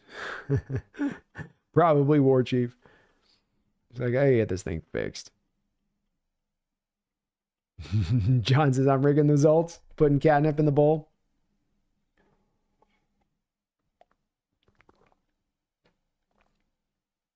Shabelle Hamilton, respectively, before leaving, tap subscribe and tap likes on bell, respectively. Thank you, Shabelle, for reminding me of that. Please do that as well. Johnny Pedroza, who's a better O lineman, Phil Haynes or Gabe Jackson? Phil Haynes at this point, but that's as much as Gabe Jackson in his prime would have been better, but Gabe's like 36 years old. But neither give you very good performance. They would be different, but not better. Young Bido, I always remember Dwayne Brown changing the whole dynamic of the anti-Russ locker room, which, in fact, I believe was one of the main reasons he was traded for by Seattle. He was a stabilizing force when he came in, Young Bido. He was for sure on a couple different levels, including that offensive line. Warchiefs is watching some Detroit Lion podcasters, man. They were animate, like thinking their defense is top 5. Laughing out loud, I don't see it. Aiden is top 5 for sure, but that defense is not that good. DBs are junk. I think there's big time questions in their secondary, in my opinion. I like some of the things on DJ Reader from the Bengals there as a 3 tech is a nice addition that they brought in. Aleem McNeil's been a guy that's developed as a good, to me, kind of, rotational sub-starter guy in there a bit. Aiden's a problem. But they're still waiting for, to your point, Jack Campbell to fully pop. And that secondary, Terry Arnold's he's been the most I think he's been the most flagged cornerback in the NFL this year. And watching that Cardinal game early on, he was able to stable it down, but he was literally holding on for dear life. There was one play I counted with Terrian where he grabbed a guy 4 separate times on one single route. Like grab, let go, grab, let go, grab, let go. You go, man. And that's stuff that followed over from his college tape. He's just super grabby. But Carlton Hayes is a good addition on the other side. Carlton Davis from Tampa Bay. He's gives them at least, he's not great, but they've had horrible play out there at the corner position. But the safeties, I'm not that impressed by. So I think we can throw on this secondary for sure. I do.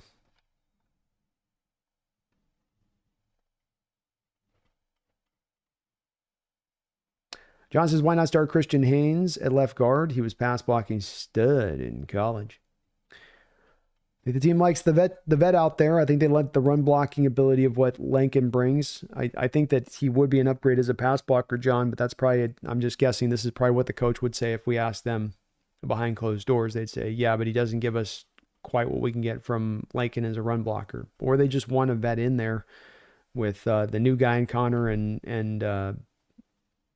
the young guy Bradford on the other side, and Charles, the young guy, kind of left. It is a bit of a guess there, John, on that, though.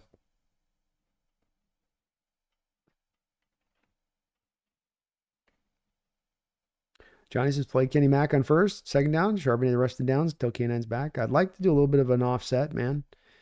Just to change up. You see with the Lions and what they do with Gibbs and Montgomery, and that change up can really throw defenses off. You get that hammer, and then suddenly here comes the fleet of foot elusive guy out. You go, wait, whoa, he looks twice as fast.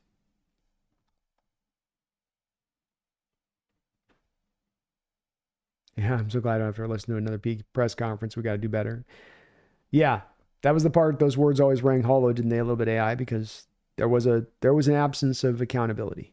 You could feel it the last couple of years because the same mistakes kept being made. And I think Carroll would lament at times how he couldn't get he says, we know what it is. We know the mistake being made. We've brought it to their attention, and it's not getting changed. How do we get that? We know what it is. We've itemized it. It's right there. Take a look at this thing here. Okay, I got it, coach. Next game, come up. Same problem. I think that's the secret sauce, unique thing you need to bring to the coaching table in this modern age that I think is implicit to this age, being that not only is it the X's and O's and brilliant signal caller and all that stuff, it's also your ability to get this stuff across to the players, to get them to take that ownership on, to get them to not just have this as a job or something they do the bare minimum with, but to truly establish a standard. And boy, that's a hard thing to do for coaches. It's hard enough to be great with the play calling and to be brilliant on that side of it, or motivator. But to do that angle as well, I think that's one that's as tough a thing for coaches to do in this age than as anything else.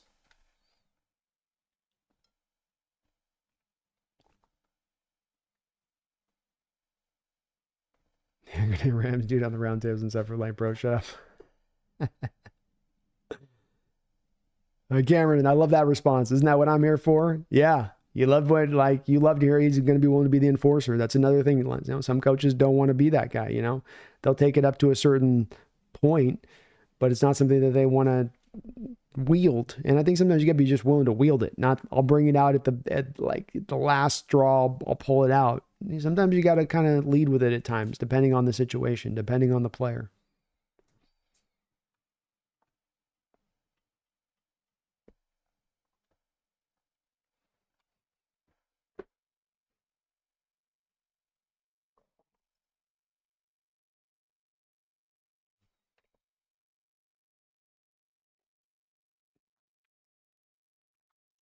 Hand says the Rams dude was saying the Giants gave us issues the last few years. Like, where do we ever talk about the Giants?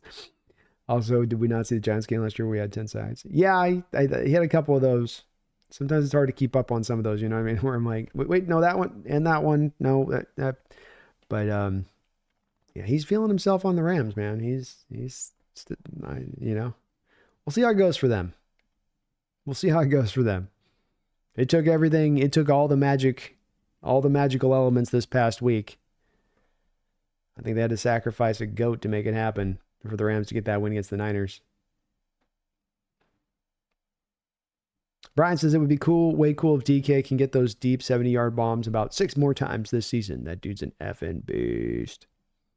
I think there's a good chance it can happen here, Brian, because you're going to move him out of where you had him prior. He's no longer going to have to be on the outside to get it done. You can pull him away from some of those bracket coverages that he would deal with between the safety and the outside corner. You saw this, Brian, on a play with New England, where in New England, in the play where he got the bomb off the top there, that's operating off the slot. That's not him off the edge. And the touchdown last week, as I showed on the play call of the week here today, that's not a play where DK is just running a 9 route up the field and you caught him in a broken coverage. That's you running a fake route to the real route. And that's a long developing route, but that's also what Grubb did a lot of with the Huskies. I mean, he's got a great play that he's got dialed up to just perfection, does Grubb. And we haven't seen a lot of it yet so far, but it's the slot running an out route. So he goes up the field, turns it into a route, and then takes it up the field. And because it goes to the out route, it often eliminates the safety over the top who drives up or goes to the other side of the field, especially if you're running off coverage. And so as long as you can get the pass protection to hold up, you have him run that out and up. And sometimes the quarterback can even throw the pump fake, and then it's wide up over the top, to the slot at that point. But he's got more of those longer developing deep routes that aren't just about the guys getting up the field depth, just run the 9, just run straight up the field into it. There's some more creativity employed. In the case of last week, it was to get the safety to jump, and he did. You got him to bite. Bit down hard.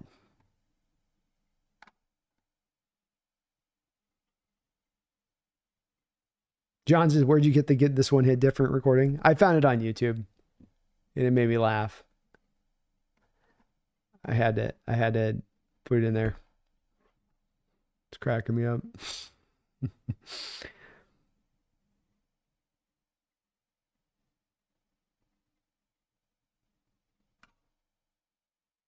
Sam says, hey, Brando, did you see the quarterback school breakdown, Geno versus the Pats?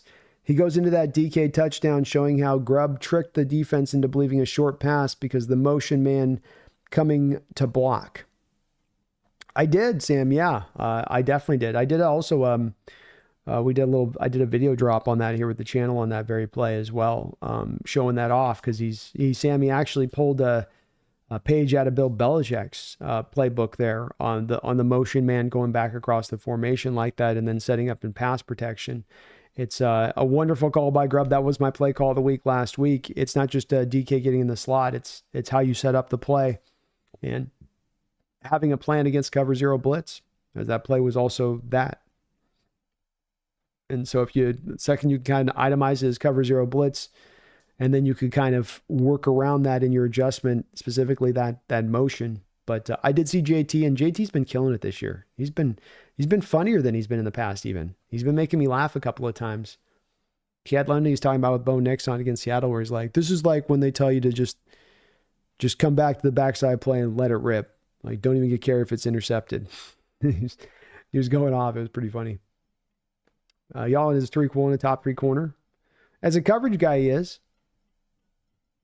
I'd say he's still coming along as a tackler. It's not been a huge problem. He's been all right so far on that. But probably as a coverage guy, yeah. Young, yeah, we got all white this next week. It is a very clean look.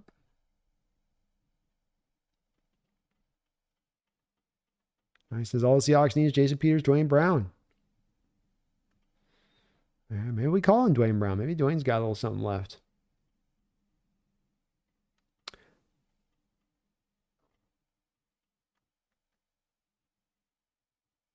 Nate says, Lucas, I feel like, is another Rashad Penny, very fragile. He doesn't get any better. Do the Hawks move away from him? Sort of sad he's hardly play. I think that if he doesn't play this season, it's going to be very hard to justify why you're keeping him on the roster at this point after that, unless you have ultimately faith that the knee will bounce back. The thing with the Rashad Penny deal with this, Nate, to me is a little bit, has he been more injured than he's been healthy and that the comp is fair there? Yes. With Rashad Penny, though, comes in, breaks his hand. Then he's got some soft tissue stuff. Then he tears his ACL. Then he comes back from the ACL, and you got more kind of soft tissue stuff lingering from different other things. Then he breaks his foot there at the end. So there was more of kind of a collection of things going on with him. Whereas with Abe, this seemingly all stems from kind of the same given place. And so I do think, though, that to your point, you try to write it out this year and see if you can get him back this year, but it's going to be hard to justify keeping him on the roster for another year after this. If he's just going to be, if the prognosis from the doctors are it's basically like 50-50, which may be very well the case moving after this point. Mythic, are Woolen and Spoon the two best corners in the entire league? Serious question. I hear too much talk about Sauce and Niners cornerbacks instead of the unstoppable duo. Well, those are good corner rooms too. No doubt about that. DJ Reed has been a fantastic free agent addition for the Jets. He's been right up there on the high side of the PFF grade of it with Sauce Gardner since he's arrived there. I wouldn't take any other two tandem in the league than those two guys myself, Mythic. Are there guys maybe right now playing a smidge better? Me, I don't, but I don't know who. I mean, they've given up so few yards in coverage. Maybe you can come back around to the tackling stuff a tiny little bit, but I'd be hard pressed this year with where they're going and where they're on track to go. Erickson wants Fluker. Got some Fluker love in the chat. Ricardo says Arnold's too slow to be a number one corner. Just didn't like his. He's not an old kid. It just there's certain corners where my buddy D-Mac is the same way, and he's a former safety, won a national title in college at at Double-A, not the big boys, but he's got the same thing where just he'll have certain corners that just no. And Arnold, for me, when I turned on his tape, I was just kind of a no down the line on it with it. I know he had a lot of interceptions last year at Alabama, and he's physical and he's a willing tackler, but it's too slow. There's not a twitchiness to him as much. I think Ricardo just didn't. Some of it's almost nonverbal, and some of it's just kind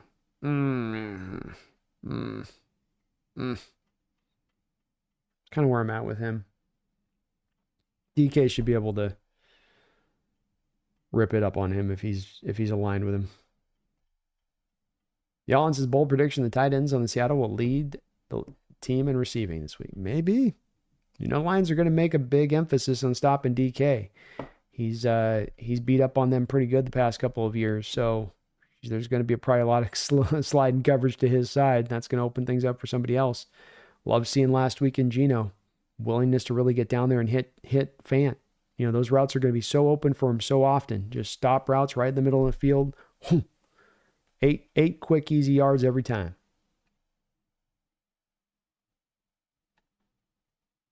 Erickson agree if they do that. Laporta were in business. Yeah, if they're out if Laporta and Frank Ragnar are out, that's going to make a little bit more of a struggle, I think, for the Lions offensively. Not that decimates them, but that opens the crack of that door of our opportunity a lot more. Ryan says, a few weeks ago, I was thinking maybe Lucas should just take the year off. If we keep winning, I don't want him anymore. I wonder if McDonald waiting until we really need Lucas. Yeah, that's the part that's so much of an question on this situation where we're all making a guess here with Lucas, and we're all trying to do it from an educated standpoint. I will operate off of the last thing Schneider said, and I felt like he gave a little bit of some clarity last time he spoke about this, where he said, I don't foresee him missing the whole season. I think if that was a potentiality here, a true potentiality that was on the table for the Hawks, you would have seen Schneider during that press conference start to put out, look, we're hopeful. It is. I'm not going to tell you what the surgery is, but there is a little bit of we got to make sure that this takes things, so it may or may not take. Instead, he was very straightforward, no parsing his words. Basically he's going to come back this year. So that's a little bit to your point on, are they being just a little bit careful and, until we really, really need him, and / I think another part of this you could say is also lowering down his workload for the year. Did you want to make Lucas coming off of that surgery play 15, 16, 17 games plus potentially a playoff run if you do that? Or do you want to put him on a 10-game schedule for that year coming off that surgery? I think that's why I understand a lot of their, what I perceive to be conservative approach with Lucas, rather than it being that his knee's just not doing anything good and he's had setback after setback and it's just basically we're right at the end. I don't get the impression that that's where it's at. And I think we would have had a little bit more indication of that if it was. Mythic says, my prediction, Seahawks win 23-20. Both offenses will struggle, but will have their occasional moments. It'll be ugly, but a fun matchup. Woolen will have a pick 6, and DK will have 100-plus yards again. I like it, Mythic. I love your prediction, man. And certainly Reek on the one pick 6 of his career came via one Mr. Jared Goff thinking he could beat him on the over route. No, you can't. He's too fast. Bo Nix learned the same thing this year. Or Chief, I wish Grubb had a version of the pro set or split backfield. Put Kenny Mack and Sharps back there. Kenny Mack for speed outs and Sharp for tough runs and catching. Actually, both can catch. The pro set, baby. Yeah, I think he loves his spread concept so much, and so much of what he does is built on having so many of those guys aligned out wide that it's going to be hard to ever get to that two-man backfield stuff anymore, I think, from his perspective on it. But that would be fun. I agree with you there. Ricardo, I think that Mike McDonald operates on the Ravens' mentality on rookies. The vets get the job by default over the rookies, and the rookie has to outperform the vet in practice to see the field. It's probably fairly accurate. I'd agree with you there. Jeffrey Thistle, thank you for the $5 donation. I'm interested in your opinion of Trevor Lawrence, because I see a guy with all the talent in the world, but lacks the clutch gene and the drive to win. It's a great question. And I really can't deny at this point that, you know, I've been very good, really, really good on my quarterback, doing this channel for 5 years. Been right on the button for the most part. And the top quarterbacks that come out and being able to go, okay, this guy's going to be good. That guy's not going to be good. This guy's, and I'm talking about the top guys, right? And this is one of those ones that Jeffrey would appear to be, you know, one of the misses for me on that side of it, where, you know, it hasn't been, it would not be good on the surface. Trevor Lawrence is your 19th highest rated quarterback by PFF right now this year. But we do come back to a bit of a question still in my mind. And I know that this seems to be the week of certainty a little bit in regards to him, that there's a bit of that turn of the screw, so to speak, on Lawrence is coming into play heavily this week, where, you know, that opinion's really starting to sour on him. You know, Geno Smith's dealing with the 29th best pass protection unit in football, according to PFF. Trevor Lawrence is dealing with like the 27th, Jeffrey. So if you looked at him before Peterson came then, or I thought Peterson would be a good fit there, I guess I'd have to ask you back to a bit of this and to those out there as well. Are we sure Peterson's a really good coach? Are we sure at this point that he's a guy to take Lawrence to the right place? We thought he was.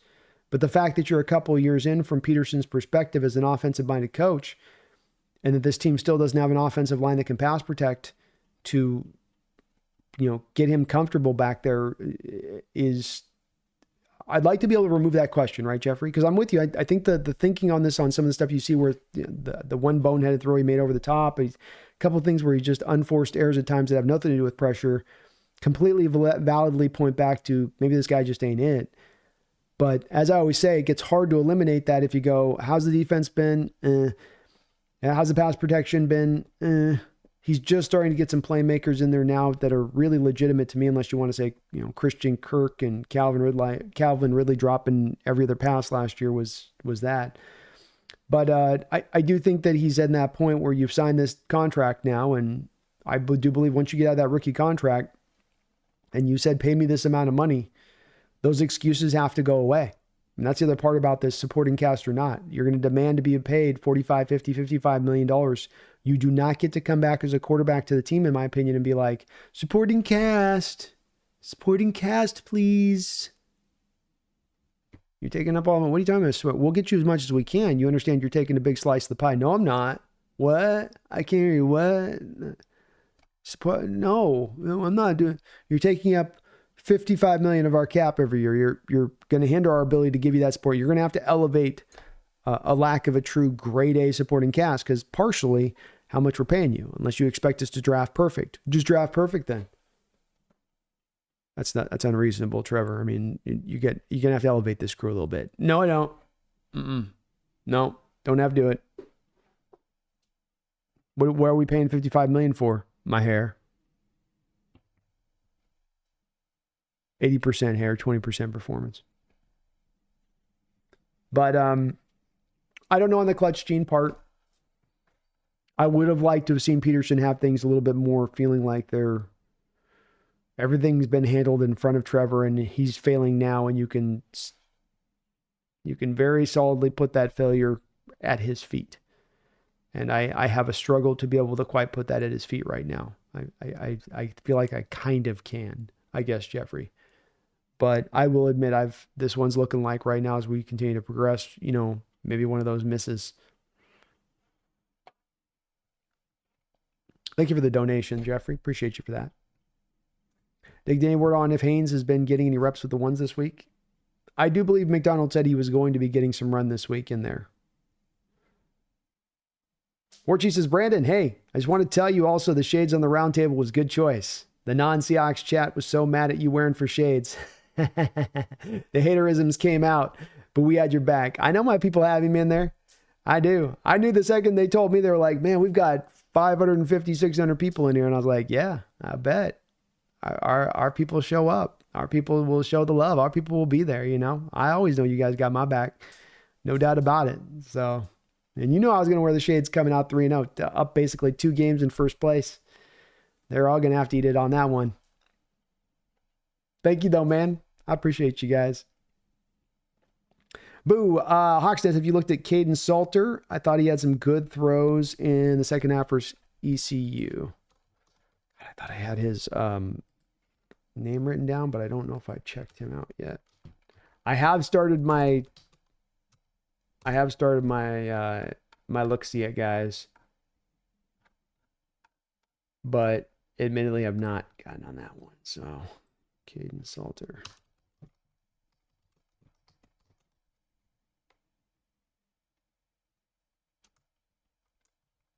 That's Caden Salter. I'll try to check it out. I'm definitely a bit behind the 8 ball on my scout and stuff, but I'm going to start catching up here. I've started putting together my big board and just starting to go into Boo. I've been slow, but I'm getting going. Addicted loved Brandon's appearance on the NFC West Roundtable. That channel is going to be huge by week 8 or 9, I think. I think it's got a lot of potential to it. I really do. And those guys are great guys on there to be able to deal with. I think we'll be able to have some nice back and forth. And it's a great idea, great conceptually to have something like that going down, because I think that those kind of discussions are always much more fruitful when you get the different ideas kind of colliding. Jeffrey says Sauce has been starting to get called for the PI finally. He's over there, Jeffrey, like, what? You let me do this for years. What? Mr. Dog, if we go 4-0 and they're 1-3, 1-3, 1-3, that's a wrap. Definitely is going to be an uphill battle for those teams, and they better handle us individually at that point if they all fall to that stage of things. If the Rams would have to lose to the Bears, but they are at 10 a.m. on the road. We know those kind of games can be treacherous. And right after that, then you've got the Packers, who might have Jordan Love by that point back. So you've got the Rams playing the Bears and Packers back-to-back the next couple of weeks. So that could turn into 2 losses quickly there. 49ers are in a bit of a better situation, I think, because they've got the Patriots this week at home. Then they got the Cardinals at home, and then they play us on the road. So they've got more of a chance, I think, to right their ship and get themselves in a place where they're playing us, potentially for first place when we meet them in a couple of weeks. But we also could get out in front. That sounds good too, Mr. Dog. Ricardo, another big locket game. I could see it. Or JSN. Either of those two guys. Because I think that they're not going to trust either of their two. I don't remember. I think Tampa Bay put Jamil Dean on DK when we played Tampa Bay and they had Carlton Davis. So I don't think that the Detroit would go Carlton Davis to DK. But if you do that, then yeah, you're one of JSN or Lockett's going to have some ability to go out there and, hunt up a little bit at that point, in my opinion. Yeah, I would expect so. And I think that they're really going to put an onus upon trying to shut down DK in this one, which means a heavy amount of double coverage and bracket coverage. And if I'm Grubb, this is definitely a week I'd lean into DK in motion, DK out of the slot. Let's really challenge the Lions with the pre-snap stuff with DK if they're going to commit to that double team. How are you going to pull the double team off with him out of the slot? How are you going to pull the double team off of him if he's going off of motion across the scheme prior to the snap? Are you trying to communicate that now prior to the snap to get those guys aligned right? And now can we hit you in other places because of it? This would be the week that I would lock that in.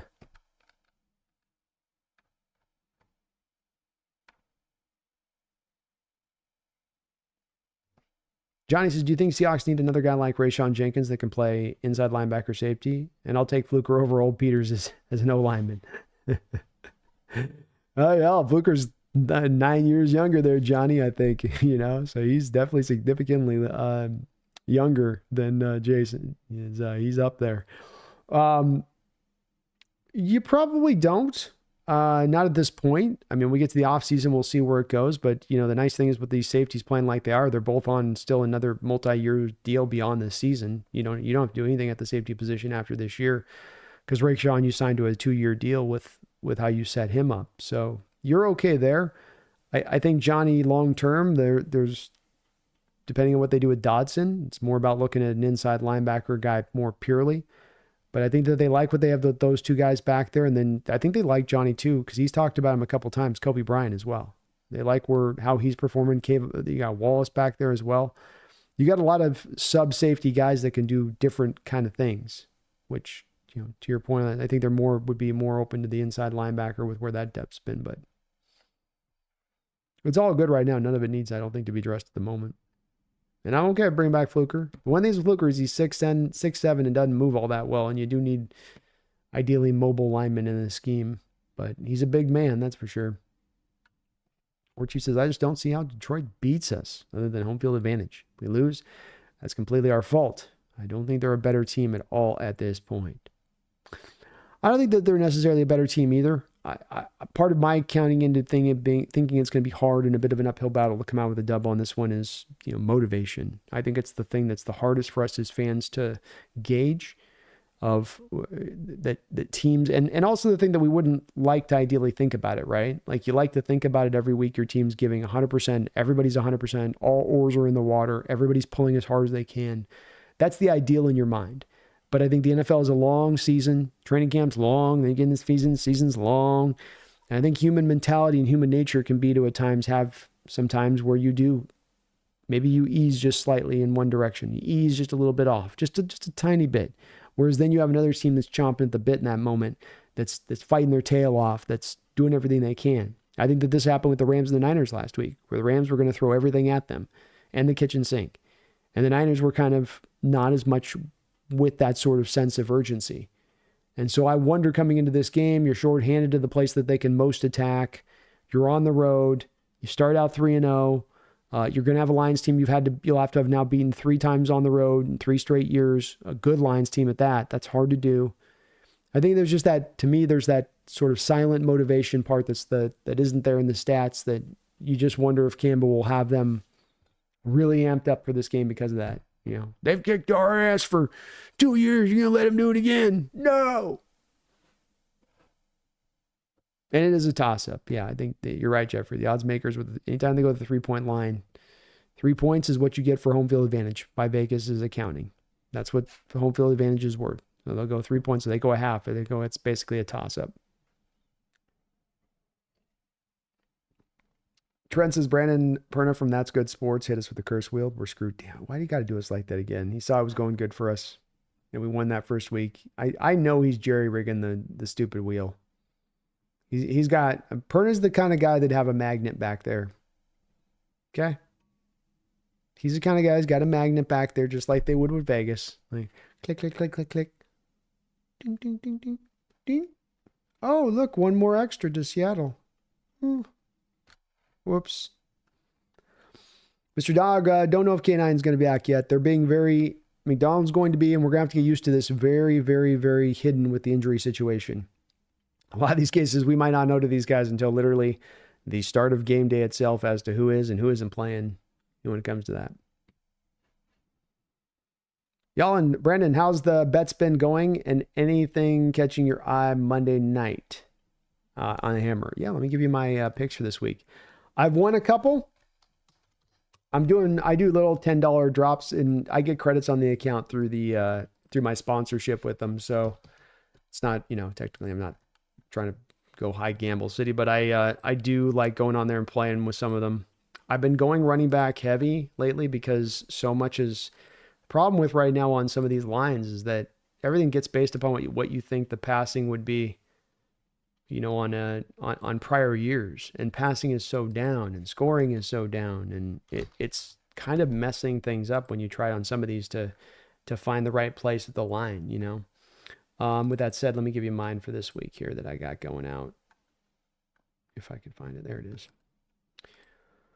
So I'm going to take, if you're on Underdog Fantasy right now, who's sponsoring this show, by the way, sponsoring throughout this year, use my code NEST or just click at the top of the description section of this link below this video. You can find a direct link to my Underdog side of things there where they will match you 2 for 1. So they'll match you for every $2, they'll give you $1 back, $100, $50 back, $500, you get back $250. This is on your first deposit, all the way up to $2,000 to where you get $1,000 back. So quite a bit, nice little bonus. And they've got these little almost kind of semi like freebie bet things they give you. So this week it's Patrick Mahomes more than 0.5 yards. I built my parlay up on that one with the starting point on this. I am going to take David Montgomery over 59.5 yards. As much as anything, I don't know if Detroit's going to run crazy on us, but I do think that they're going to, with this defense as light as they are right now going into it, I think you're going to get over 59 yards there. I got Aaron Jones going over 56.5 against the Green Bay Packers. I think the Vikings are going to really try to run the ball, and you got him going up against his old team, so he'll be motivated. Brock Purdy passing for more than 225 yards this week feels pretty good to me with New England and him. New England has some issues against the pass. They're better against the run. Purdy has to throw. He gets over that. And I do have Kamara with 98.5 yards rushing and receiving combined, though he's had kind of a late injury thing pop up. So that may be one where you want to avoid that part of the line on that one. But I've had a couple of wins so far, y'all. I do say ensure the pick, try to get the 4 out of 5. It's the way to kind of do it for my role of things. Well, thank you to Underdog Fantasy for sponsoring the show.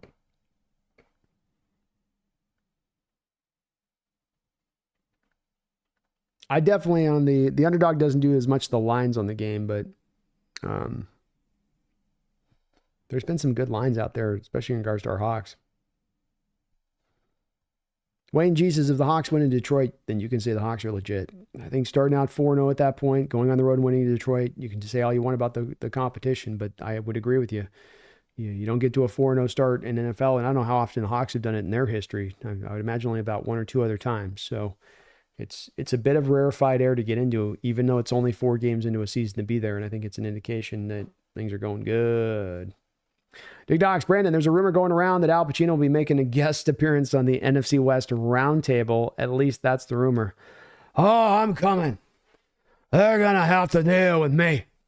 And I'm going to come in and I'm going to say, I'm just getting warmed up.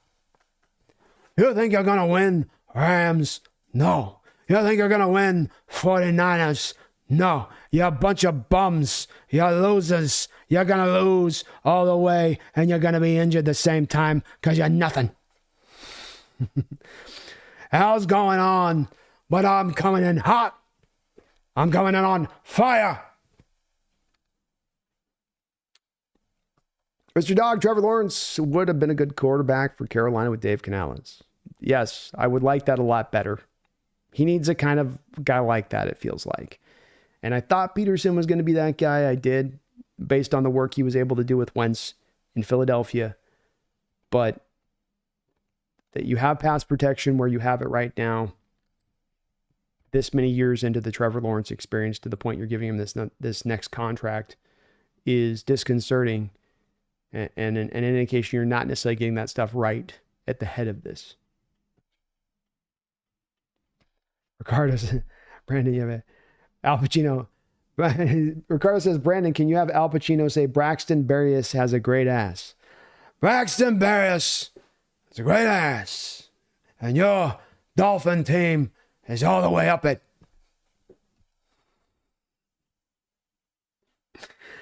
That's all answered. Same reasons why I'm down on Bryce. Carolina brought him a ton of weapons and spent big money on a revamp the offensive line, but people were saying before the quarterback changed that the Panthers were the problem.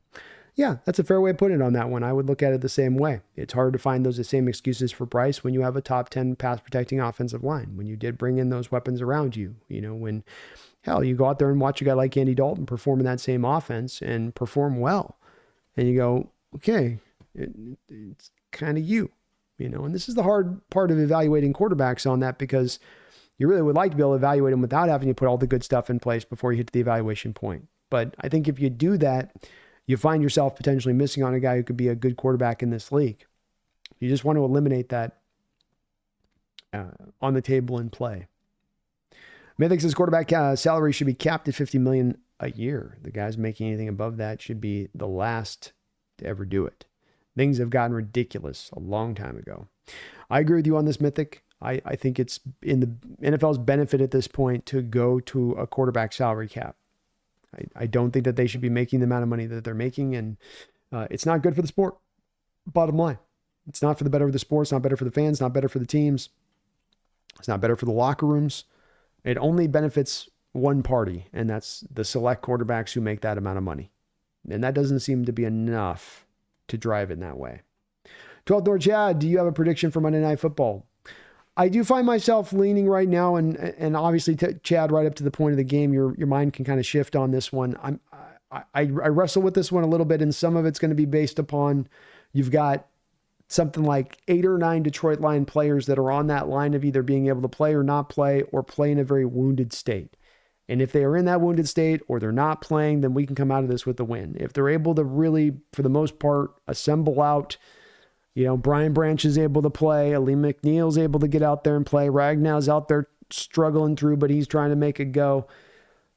I would then go, okay, we probably are going to, it's going to come down to a field goal, and that can go either way. And I'd probably give the Lions maybe a bit of a nod again for that little bit of that silent motivation that I think exists here from their part, being that this isn't just going to be a normal regular season game for them. This is going to be them with their coach saying, this team's embarrassed us for 2 years, and do you want to say that they own you after this game? Because that's what they're going to say. And you know, all the coaches use this stuff. You know what I mean?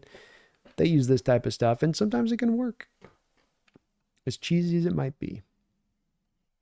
I dig the Hawks. Brandon, will Howard Cosell be joining you in the booth for Monday Night Football? You betcha bottom dollar. Your tippy top whopper stop, then I will be in the booth with Brandon Kane, providing my scintillating play-by-play, action-packed pronunciations.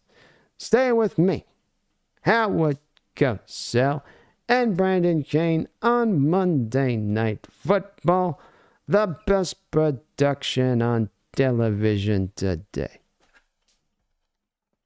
You better believe it, man. Howard's going to be right there next to me, man, the whole way. Abu, HawksNest, too bad Darrell Taylor's gone. He would have been perfect for, come on, man. I know. I would have Darrell on there almost nearly every other week basis. It's harder now when we've removed some of the boneheaded guys off the roster. No running off the sideline, no hitting the quarterback after he handed off 5 minutes ago. It's tough. Nick says we can go offensive line in the first round and possibly Harold Perkins in the second, now that he unfortunately tore his ACL. Tough break there with Harold Perkins, one of the more funner players coming out in this draft. Use him all over the place. He'd be just the type of guy that Mike McDonald would love to get his hands on. I think there's no doubt about that. He is a junior and does go to a major program there. I think there's a real possibility here, Nick, with a lot of these players having this opened up more than ever, that he decides to end up going back to school for the senior year, get paid at LSU for a final year, go back, establish a first round status again, and call it a day there. But I agree, if he does go in into the draft, probably more second, third round, especially depending on where his health's at. Regardless if Hayden goes wild, it's going to be a rough night, but he's only one dude. He is only one dude. And you know what they're going to do with Hayden, right? They move him on both sides of that line. And without even, there's no Davenport, who's been the kind of counterbalance on this one so far. Josh Pascal's more of a run-stuffing edge. So they're going to put Aiden Hutchinson over there on your right side. It's him and Stone going mano-a-mano. Mano-a-mano. And I think last year, Stone held up pretty well in that game. If I'm not mistaken, you had your guys were putting a pickle in that game. I don't think you had any Cross. I don't think you had any Lucas. And I think you were able to make it stand up. And those guys played good games. Next is Bradford's been probably the worst offensive line in pass blocking I've ever seen. It is a struggle. It is a struggle, man. Vaughn says if Aiden Hutchinson gets 5.5 sacks, I don't see any adjustments or scheme attempts to shut him down. I'm going to be sick. Yeah, I would imagine we won't see that. I think they'll dedicate some help to him. I mean, that's as much as anything. The Lions can't throw waves at you. You know, they have an okay defensive line, solid off defensive line, but it's not dangerous up and down. It's you can afford to dedicate some resources, extra resources to stop an Aiden and make it a long day for him.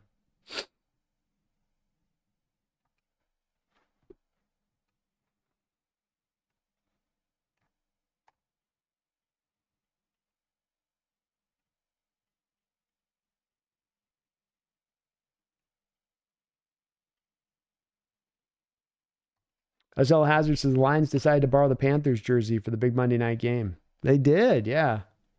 I like it, but it does look like the Panthers jersey. I think just a slighter, darker shade of blue. Eva Sodaka. Y'all and Gio's going to slice and dice the defense like the last 2 years. I like it. I hope so. Definitely going to need his arm in this game. Gibson, I don't see Lawrence being a difference maker at the quarterback position and would not appreciate the Hawks gambling on him.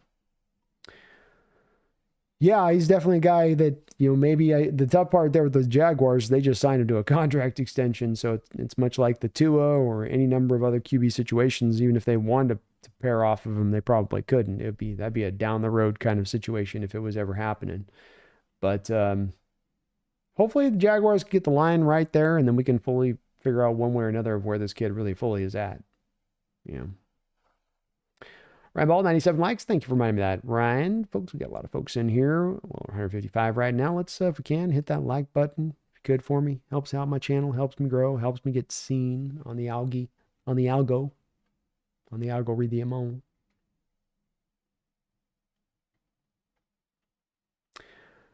Tim says, to be fair, Perna only hit us with his old broken curse wheel since he spun both. I think we're fine. Okay, that doesn't count then.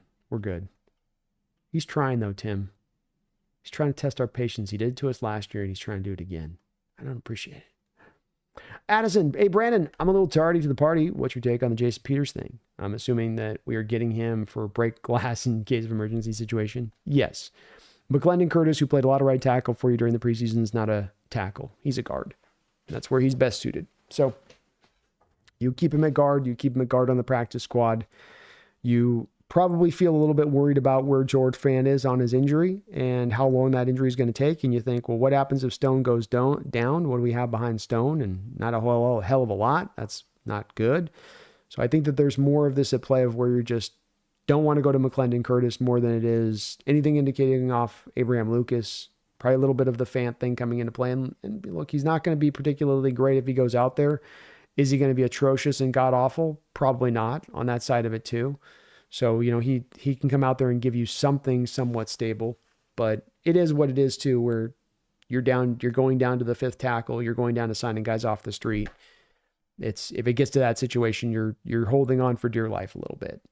So hopefully Stone can hold up. Played well last week. Hopefully he can continue to do so because Jason did okay for a few minutes there, but when he started getting kind of winded and, boy, these NFL games are tough. You know, I'm getting old for this.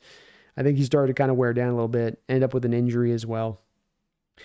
Eric Michelet, thank you for the $5 donation, Eric. Brandon, your roundtable appearance on the NFC West roundtable was GOAT status with these shades on and the attitude. Keep up the great work. Thank you. Maybe it was the shades. Got me feeling myself a little bit, Eric. You know, you guys empower me too, though. You give me props throughout the week. You guys are gassing me up a bit. You know what I mean? You had me going in there hitting the NOS buttons twice as I'm walking in. So thank you, man, Eric. It felt good. feels good to walk in after some frustrations here the past couple of years with this team, to be able to start out like we started out, to be able to see the plan in play and it moving in motion, and it's not all yet even come together, but you're already kind of rolling, and to watch the rest of the division having some stumbling going on at the same time, it feels really good. It does feel really good, Eric. But thank you, man. I appreciate you watching, and I'm going to have a fun time over there doing that. I can already tell it's going to be just a kick getting over there and chopping it up with them. Especially, I'd imagine, once we get some real good, heavy disagreement as we get into the depths of the season and things start getting real serious. But thank you, Eric. You're awesome, brother. I appreciate all of your support to the channel. Very kind of you for doing so.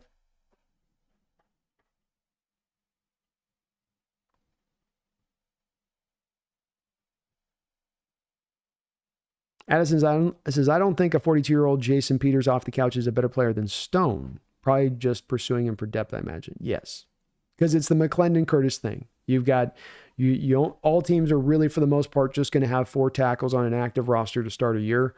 They probably like what they have in a guy like Mike Jarrell on the practice squad, but they just don't feel good enough to bring him up and have him start to play right now. Like, he's not, from where he was with the level of competition in college to now, they're just not there.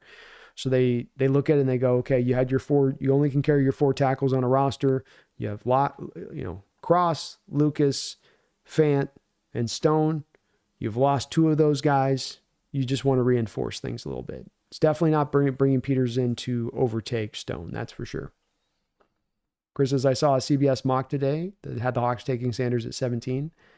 They continue to be horrible at mocking, laughing out loud. Yeah, their mocks are always kind of lame sauce. They like to get on it quick. They like to be fast on it. Maybe not necessarily right, Chris, on that side of it. But Sanders is going to probably drop. I think that he's going to suffer from a bit of teams being not worried about his physical ability and talent. I think that part's going to be well understood. But I think that the homework that you do on him background-wise and where you need to be as a quarterback, you have to be kind of the boring guy. You don't get to be I'm the star, look at me. I know we've just gotten out of the diva age of quarterbacks, but I don't think it's been for the betterment of the position. And Sanders is a little bit in that lane of, I already feel the diva vibes coming off of him. And I think NFL teams are going to recoil a little bit that. He'll still get taken in the first round, but I think it's going to be in more of the depths of the first round unless he can really prove that the optics here are not correct. Hand Grenade says, B, there's a video of Abe working out in the indoor facility. So far, he looks good. Yeah, they've got him pulling out in space. I think I saw the same video where he's going from a stance and then pulling out in front. Looked like he was moving well. Didn't look like he was dragging the leg along with him. It's a short video, but you got the other video where he's, doing leg stands and heavyweight, doing deadlifts and no knee brace on his knees, out there setting personal record best with the bench press. So, he's working his butt off, as Schneider told us. He's doing everything he can. And it's a guess on my part, but my instinct on this is that Abraham Lucas is coming back this year. My instinct on this isn't like it is with some, that it's like, it's sad, but it's just not happening. And then I have a lot of people that have commented in my videos that that's where it is. I don't get that feeling from Schneider. He's a guy, or this organization's a way of, if it was leaning this way where that was on the table, I think we would have heard more of that coming back into place. And I know that McDonald's not giving you updates, but he's being cagey about all of the injury stuff. So it ain't just Lucas, it's all of their injuries.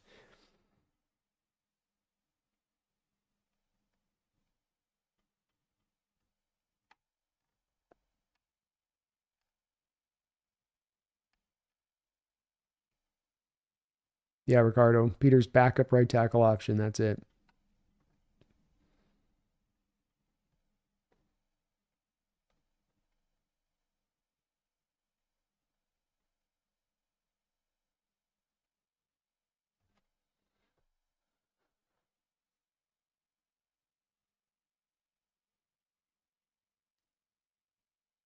Young thought Derek was a great guest for the Behind Enemy Lines this week. My favorite so far, besides Jesse, got to have him back. Great episode. I agree. I'd love to have him back on. It was a great chance to chop it up with him, and he did a great job on the channel coming on and brought the goods, brought the stuff, and he does great work over there. Hopefully showed him a lot of love over there on his thing, gave him some subs on his side of it. But I really enjoy this behind enemy lines. I wanted to make it that point of emphasis this year and get these all set up in the offseason to make sure they're ready to go for the year, because I think that they really do provide a value. And these guys cover these teams like nobody else. I attest that. They're in it, you're living it. And it gives you a point of view and perspective that has so much value, especially as you're coming up to a matchup like this, I think. Christopher Amon-Ra is very good. Yeah. Addison, I need Seattle to win on Monday because I've got a few Lion friends who love to disrespect Geno and act like him and Goff are on two different planets when comparing the two. Yeah, I need Geno to do the same thing so I can get some people to eat some crow on that side of it as well. Y'all, and Sam Laporta is injured. Yeah, he went down, I think, a time or two in the game, in a couple different moments, but he was able to come back onto the field. You could see him a little limpy and gimpy, so I don't think he's at 100%, but he's was out there at least. Amon St. Brown, I think, is number one, and he's at 100% right now. He's rolling full go for them. And then they've got Jameson Williams is a guy that they're trying to, I think, fully still, former first-round pick, that they're fully still trying to figure out how to maximize. He's an exciting player, but they're still kind of getting their feel for him a little bit. Nick did, Brandon, if Connor Williams keeps improving the rest of the season, will Schneider reward him with some money in 2025 onward, kind of like Big Cat? Oh, it's a struggle for me to see on that one.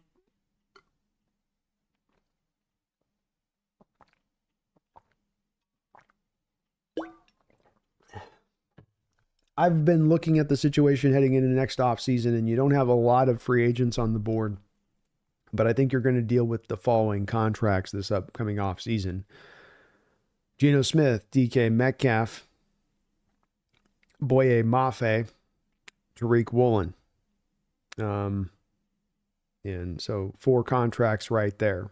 Now, it's just 4 contracts, but you're sitting on already a lot of negative cap space. And those 4 contracts, I think you're going to have to create for just year one of the cap hit from all of them.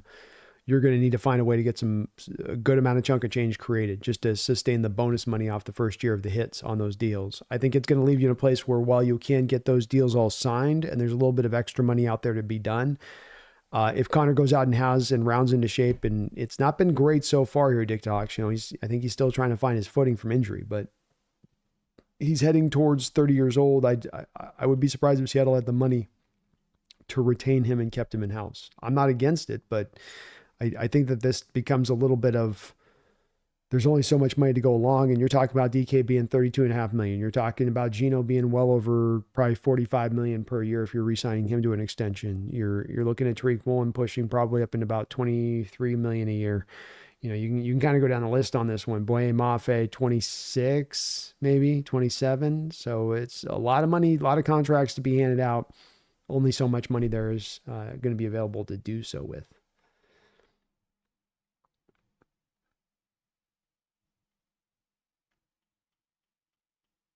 Jameson Williams is healthy right now, Yellen. Yeah.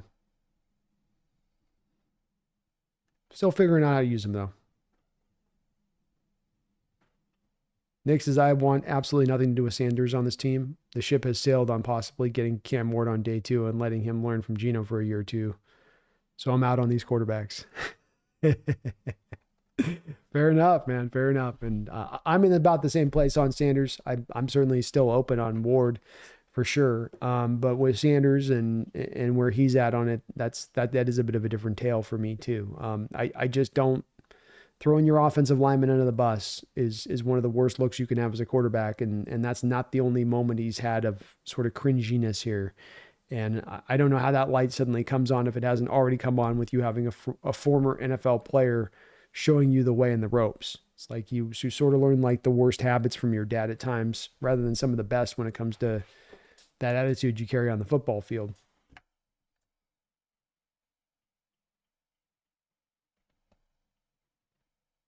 Orchie says, if we took Shadur Sanders in the draft, I don't care what his numbers say, that would be the first time I just barfed at a pick. I cannot stand him as a person or team leader. No, thank you. And that's the one position you can't afford to take that kind of guy on. You can get away with that kind of guy at the linebacker and as an edge rusher, or maybe as a guard on your team, but you can't get away with that as your quarterback. It's just not possible. Christopher says Seahawks secondary will shut down any passing game. If Gibbs and Montgomery don't get going, it's going to be ugly for the Lions. I agree. I don't think the Lions get you by throwing the ball over the field in this one. They're going to win this game. It's going to have to be by those two rushing the ball and rushing the ball a lot. And the Lions just doubled back down to the rushing attack this past week. So I think you're going to get more of that this week. And if you can stop that, I think you've got him binded up a little bit. But that's an easier said than done proposal too. Tim Shumi, thank you for becoming a Hawks Nest Pro Bowl member. I appreciate you for doing that, Tim. Monday PFF scores go to the community post for members of the channel. We'll be doing Thursday night members only a live stream show for Thursday Night Football at 5 o'clock tomorrow. And we do have the call-in show here with it. We'll be going down, we might be doing that this Saturday as I look at things here. So a lot lined up here, Tim. A lot lined up. Thank you for becoming a member of the channel on that. Yeah, Addison, I can't do it with Shadur either. Just can't. Or she says, speaking of character concerns, it's real, you know. Look at Jalen Carter and what he did the other night on TV, acting like a fool, trying to fight somebody from the other team with coaches telling him no. Yeah, did you see too? It was Clint Hurt in there trying to settle him down. Kind of funny to see Clint in there trying to be the lead guy in there to try to tamping down the emotions from Carter. But Carter was acting, it was out of pocket. He's screaming at the other sideline. He's just gesturing over there and talking to them. Then they try to pull him aside. And then he's screaming at the crowd. And this comes after we had the report last week about him being late to meetings and stuff. And the character concerns with Carter was always about not just it last year in the moment, but how was he going to do over the course of that rookie contract in maintaining, or if the character concerns were going to raise their head. And it's not that he's done anything that's been, horrible, but you got the Jordan Love play too, or I don't think that was a dirty play, but some people bang him on that with causing the torn MCL. So we'll see how it goes with him, but it wasn't a good look, and it does continue to be that John looks smart for having gone with Witherspoon instead of him. I'm much happier with the settled ground and floor of what we get with Witherspoon than the wild ways of Carter. Addicted Nwosu came back to practice today. I saw pictures of him at practice, so he's rolling along. Wednesday is a key practice day that if you are out there rolling, there's a good chance you can play on Sundays. That tends to be the one the coaches want to see you out there doing your thing if they're going to roll with you.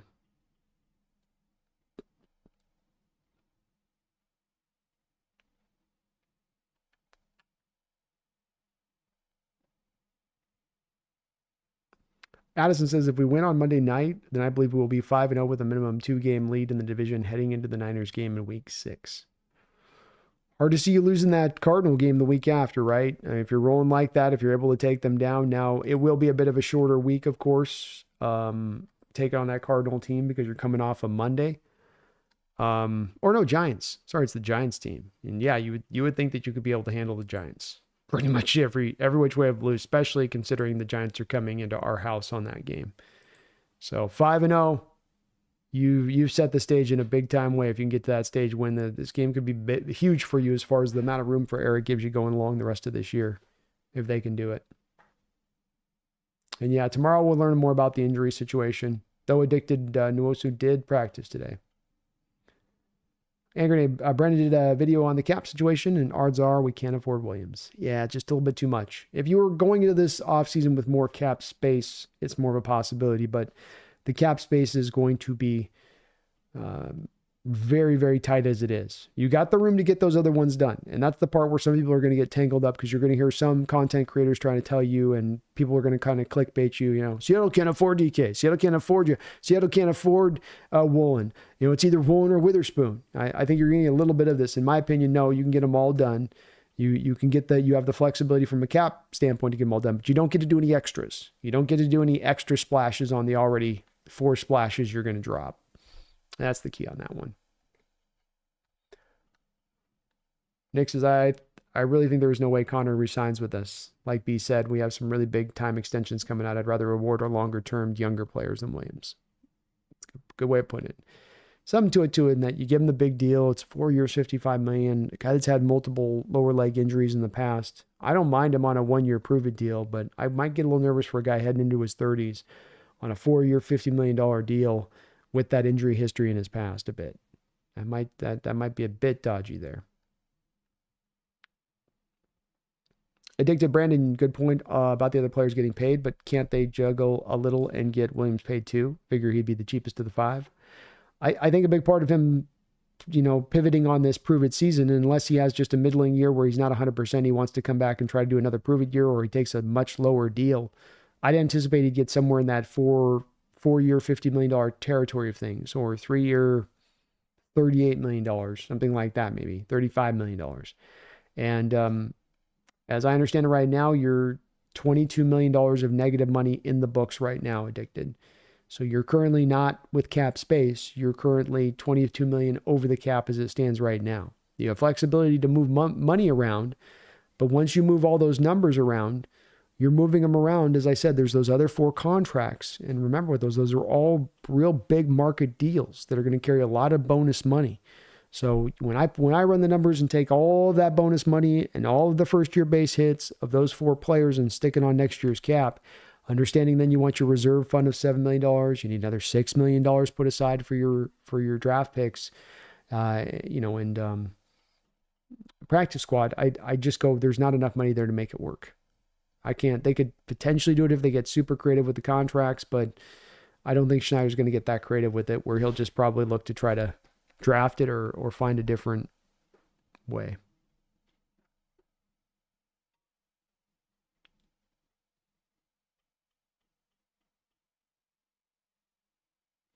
Kevin says, maybe we'll do a Carroll defensive sneaky move by not blocking Hutchinson like we did with Micah in Dallas last year. I hope not. Jamarcus, I was never really a character concern type of guy. Often found myself defending Rattler and others because these guys are young. But when you throw your O-line under the bus, you're done in my ear. No, I think it cut you off. They give the vibe that they gossip about the players and teammates. Just bad vibes all around. That's it. Yeah. And I'm a guy with a Jamarcus where I will say, to your point on that, I don't tend to be a guy that wants to speak on the character stuff as much. Because like you said, we don't know on it. I agree with you to the young man side of it. I will tend to overlook stuff for the young guy too, where that's not who they are necessarily. I think the thing with Jalen on that one, on the other side of it, was Jalen's was just so loud. There was more coming out in that as far as the character background than we had heard in quite a while with some of these guys. But yeah, you're right on this Shadur thing. I mean, there are times with certain guys you just get the vibe on it where you're like, oh no.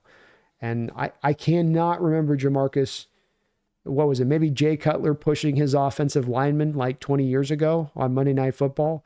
I can't remember another time of watching a quarterback throw his lineman under the bus. And it's such a tone-deaf moment. And again, he's not some kid who's a 5-star guy who never was counseled better, who didn't know better. Your father's Deion Sanders. Your father's the head coach of the team. And you're saying that stuff?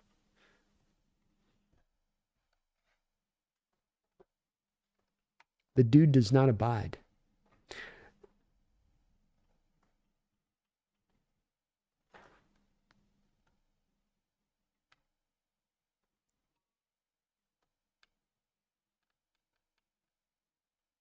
Feed me more Seahawks. Thank you for the $5 donation. Feed me. I appreciate you for that. We need to give Bradford a break. Haynes is not going to be any better. Not a lot of old linemen start outside the first round. It's a hard position to learn. Well, thank you for the $5 donation. And I'm in full agreement with you. I know that there is a pull at times to get Haynes out there, and I get that.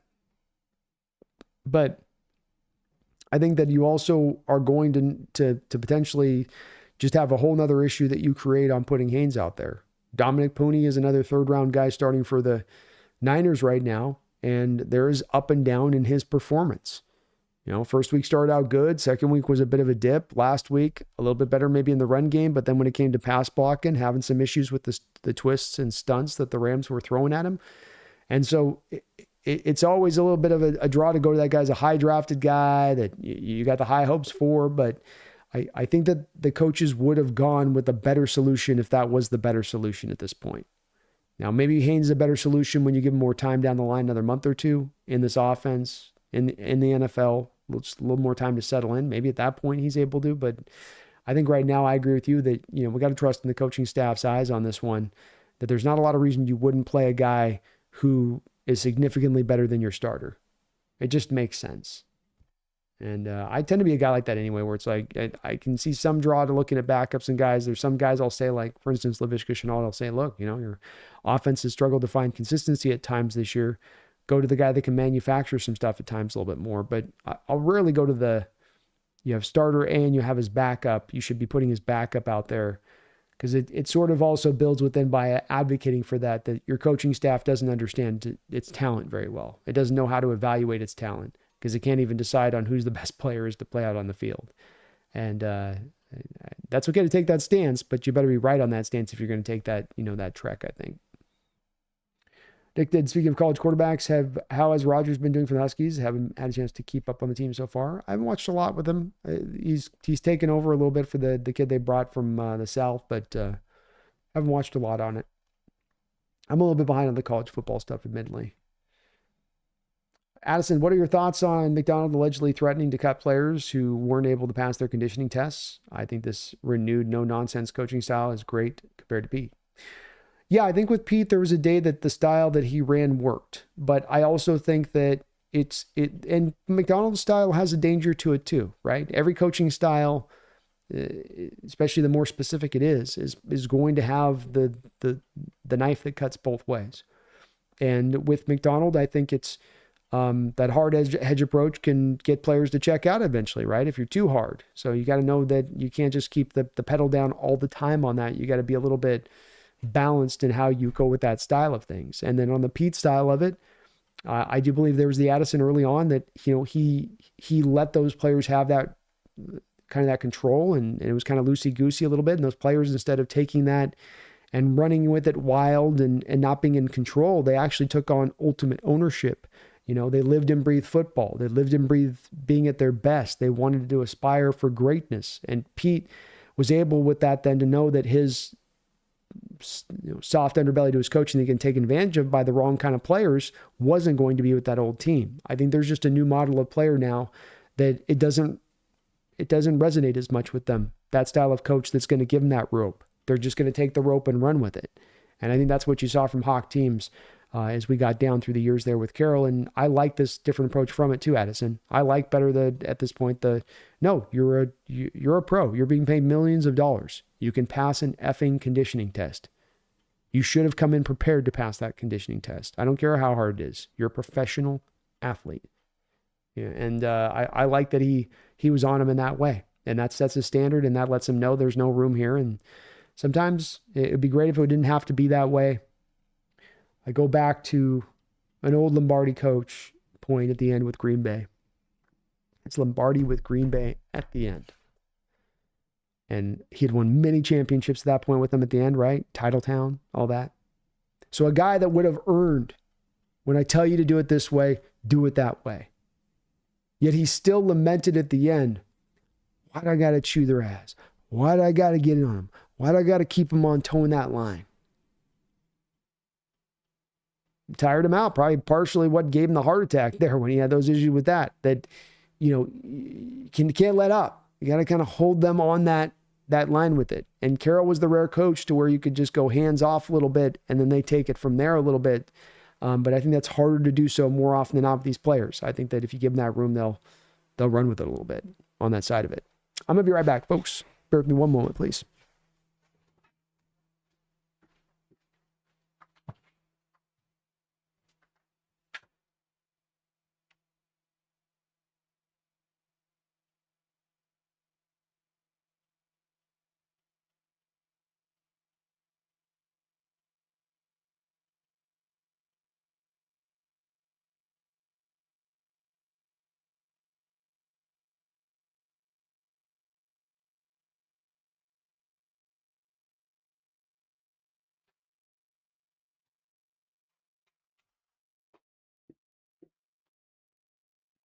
Going here.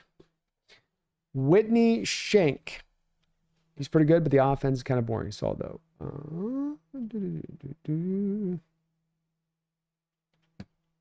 Oh, the Husky offense is boring, Whitney. Gotta check it out a little bit. Had a good first game.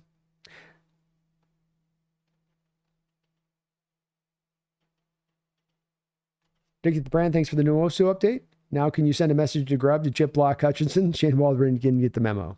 Yeah, and Waldron is being ripped up by the Chicago fan base pretty good right now himself. I don't think this is a problem that Grubb has. For instance, addicted to Hawks, one of the moments that you have the bad play in this last game with Geno having the interception. I'll show it here again. If you notice on this interception and when you watch Charbonnet going out in the flat, one of the reasons that Charbonnet is late to the flat and not having his head completely turned around in the right space, I think, when Geno goes to throw this ball, is because of the fact that he's chipping. So you can see he gets the quick chip out there on that edge. So this is the new sheriff in town kind of thing. And this is in regards to Grubb. He's not going to make the same mistakes of the old. You're going to get chipped. We're going to give some help. It's the no-brainer side. The no-brainer things that have so many years given us so many fits and problems because we're like, this is a no-brainer. You double Aaron Donald. You hear Jason Kelce talk about through the years, and Jason Kelce would be like, everybody says you're the ones who knew how to deal with Aaron Donald. It's like, no, we didn't. We just double-teamed him, and not every team would commit to that type of thing. And so this is that no-brainer, easy thing to see and look at it, in my opinion, from Grubb's standpoint, to say, look, we're getting the chip over there. We're going to slide some help in there. We're having him deal with two. And work on it throughout the week, And you know which side it's coming from. If he's on cross, you trust cross one-on-one. If he comes off the other side, you throw the chip. So you don't even have to swing the chip both ways. You just throw it to the right side. Christopher, looks like we'll get some maybe go tell this week, Christopher. I wouldn't be surprised if they elevate him right before the game there. Hand grenade B, Mike is the speak softly but carry a big stick type of guy. Old Theodore Roosevelt quote. Yeah, I could see some kind of, I can see a little Theodore in Mike. Theodore's a little more fiery maybe, but I can see a little bit of it. Brian might see Miles Adams over go tell if one of the other defensive linemen can't go. Maybe. I mean, you wonder after last week, especially all the snaps Jaron and Hankins had to play, that if you can get Gotel in there to slide through and take some of the snaps off their back off the nose tackle, that could be beneficial to you. Whereas you do still have Draymond Jones and Mike Morse that you can slide at times into that 3-tech kind of role. But it might be Adams they go with too. Samuel says, Brandon, I hate when people say, but they beat a backup quarterback. Well, Geno, Browning, and Willis were our backups as well, and look at them. These are still NFL players at the end of the day. Yeah, and every team's going to face their share of those guys over the course of the year. Maybe we got ours stacked up at the start of the season, and it will all that stuff tends to equalize out when it gets all said and done, I think, in my opinion. So I don't make as much about that either, Samuel. This is the NFL, and every given week is going to be a fight. The Legion of Boom team. You want to talk about backup quarterback, Samuel? I think me and Brendan were talking about this. You go back to the year you won the Super Bowl. Mike Glennon had you on the edge of losing a football game. Mike Glennon was beating your ass at home in Seattle. Legion of Boom, Super Bowl team. Any given thing can happen on any given Sunday in this sport. It's a sport more about parity than any other. And with that thinking of it, then you can't look at it like you look at baseball or basketball, where some teams start out the year and they've got no chance. It's not the same thing. It's a whole different animal. So I agree. I take complete every win you take pride in. Every win you don't, not here to apologize for any win. This NFL. Ryan says, speaking of base hits, the Mariners may not make the playoffs this year, but Dan Wilson, Edgar Martinez may be what this team needed. I mean, maybe, Ryan, maybe. It seems they helped. But inherently what is problematic is still inherently problematic. Bad ownership. And if you have bad ownership, it's going to be very hard. It's not impossible, but it's going to be very hard to be a World Series caliber team, in my opinion. But I got no problem keeping lineage here and letting them try to coach this up. We've tried other ways with it. Lord knows that hasn't worked.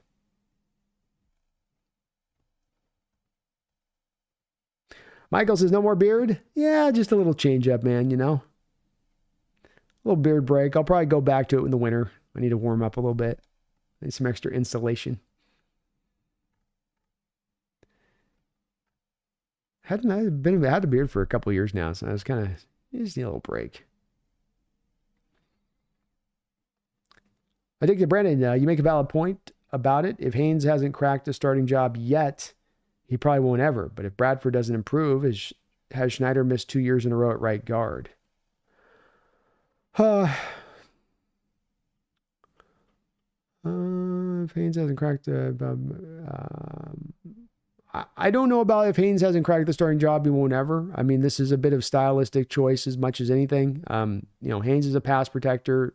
I think that there's a bit of a favoring right now of Lincoln and Bradford as the run blockers that they bring, and that being a bit of at the forefront of their games. That doesn't mean long-term that Haynes can't get a little bit better in the run blocking game and then still bring his pass protection. Bradford is a year ahead of him. And that he's been in a pro program, he's been in a pro weight room, all that type of stuff. So, him being ahead of Haynes to start things out, I don't think is a terrible surprise. It's going to be hard for me to reach an ultimate conclusion on Bradford after just 2 years addicted, because I go back to the scouting report of him coming out. He is a raw guard. He needs time to develop. You can't expect him to walk in the door day one and be a finished product. Do I expect him then on that back of that scouting report to be a finished product 2 years after he's been in the pro for 2 years? No. If I see improvement and he can get a step above where he was from last year in the overall sense, but there's still some holes in the game, that's okay. That's what you expected. You drafted Bradford for the upside, not as much of the immediate returns that he would bring.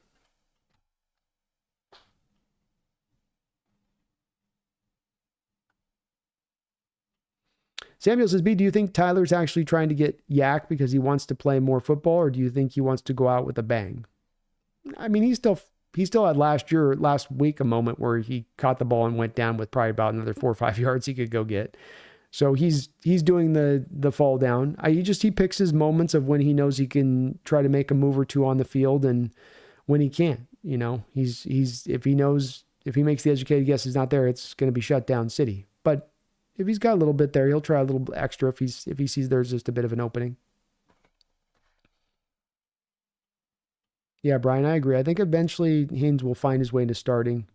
Somebody else said too on this, and I think addicted, there's something to this as well of, maybe part of holding out Haynes is to hope that Bradford can solidify himself at right guard, and then you can slide him to left guard, you're all good there as Lakin gets on in the year. I wonder if there's a little bit of that of a thought process being applied here from the Seahawks standpoint too.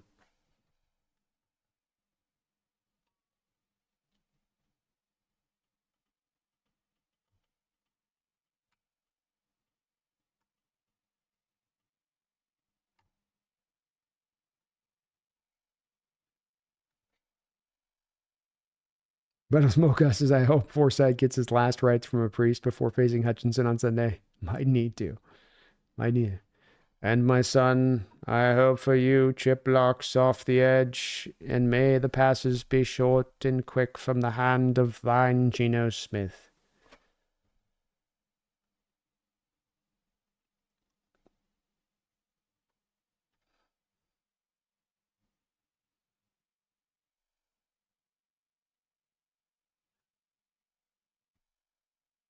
Big Docs, Brandon Charbonnet was chipping or tweaking. Agreed. I think Grubb understands our offensive line needs some help once in a while. I do too.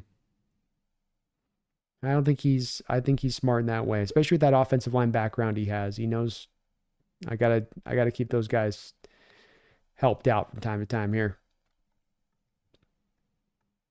Chris Cam, thank you for the $5 donation. Chris, very kind of you, man. Thank you so much. Says, love the NFC West roundtable. They will know the truth about us soon enough. Go Hawks.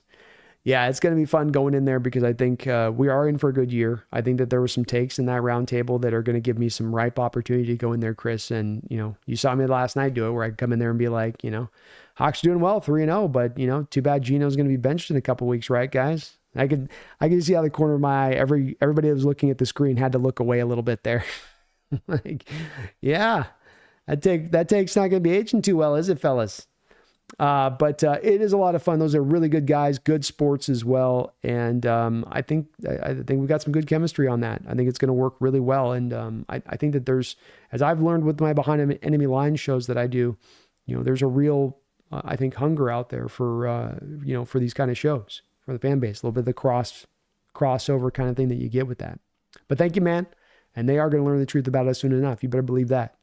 Go Hawks. Go Hawks. If Bosworth's body didn't get hit by a truck is a third year, would he have been Hall of Famer? He had Hall of Fame ability, and he had a very solid, great start to his career beginning with the Seahawks. So yeah, if his body held up, he was a legitimate talent. It's just if it did all kind of fall apart, especially the shoulders. Hand grenade, did San Diego be? How is it cold in the winter when you're close to the equator? It's always warm. No, it's warm. We're warm here. Nothing but good here. Connor Wilson, thank you for the $2 donation. Appreciate you that. Connor, very kind of you. Hawks Nest, you were raw on the round table. Hell yeah.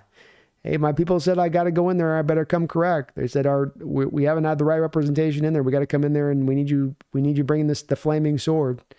So I got the oil on the sword, lit it up. Like I said, here we go. Here we go.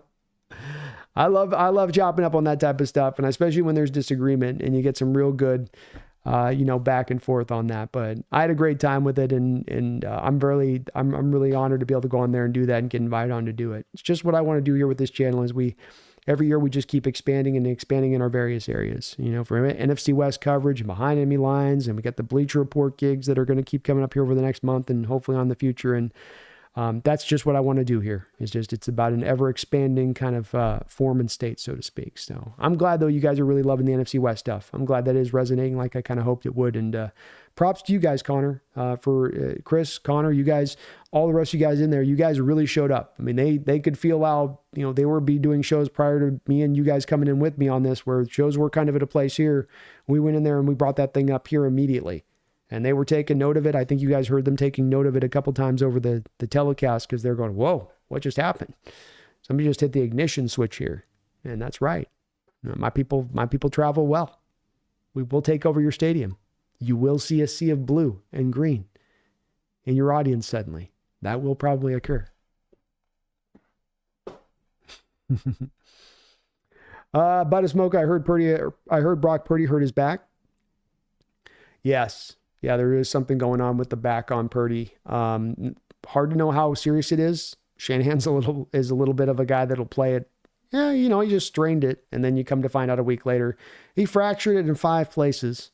So Shanahan's definitely a big time underseller. And McCaffrey had a sore calf, and now he's in Germany with a witch doctor. So yeah, we'll see on the Purdy one, but he played really good. But I think it also happened at the end, bud, if I'm not mistaken.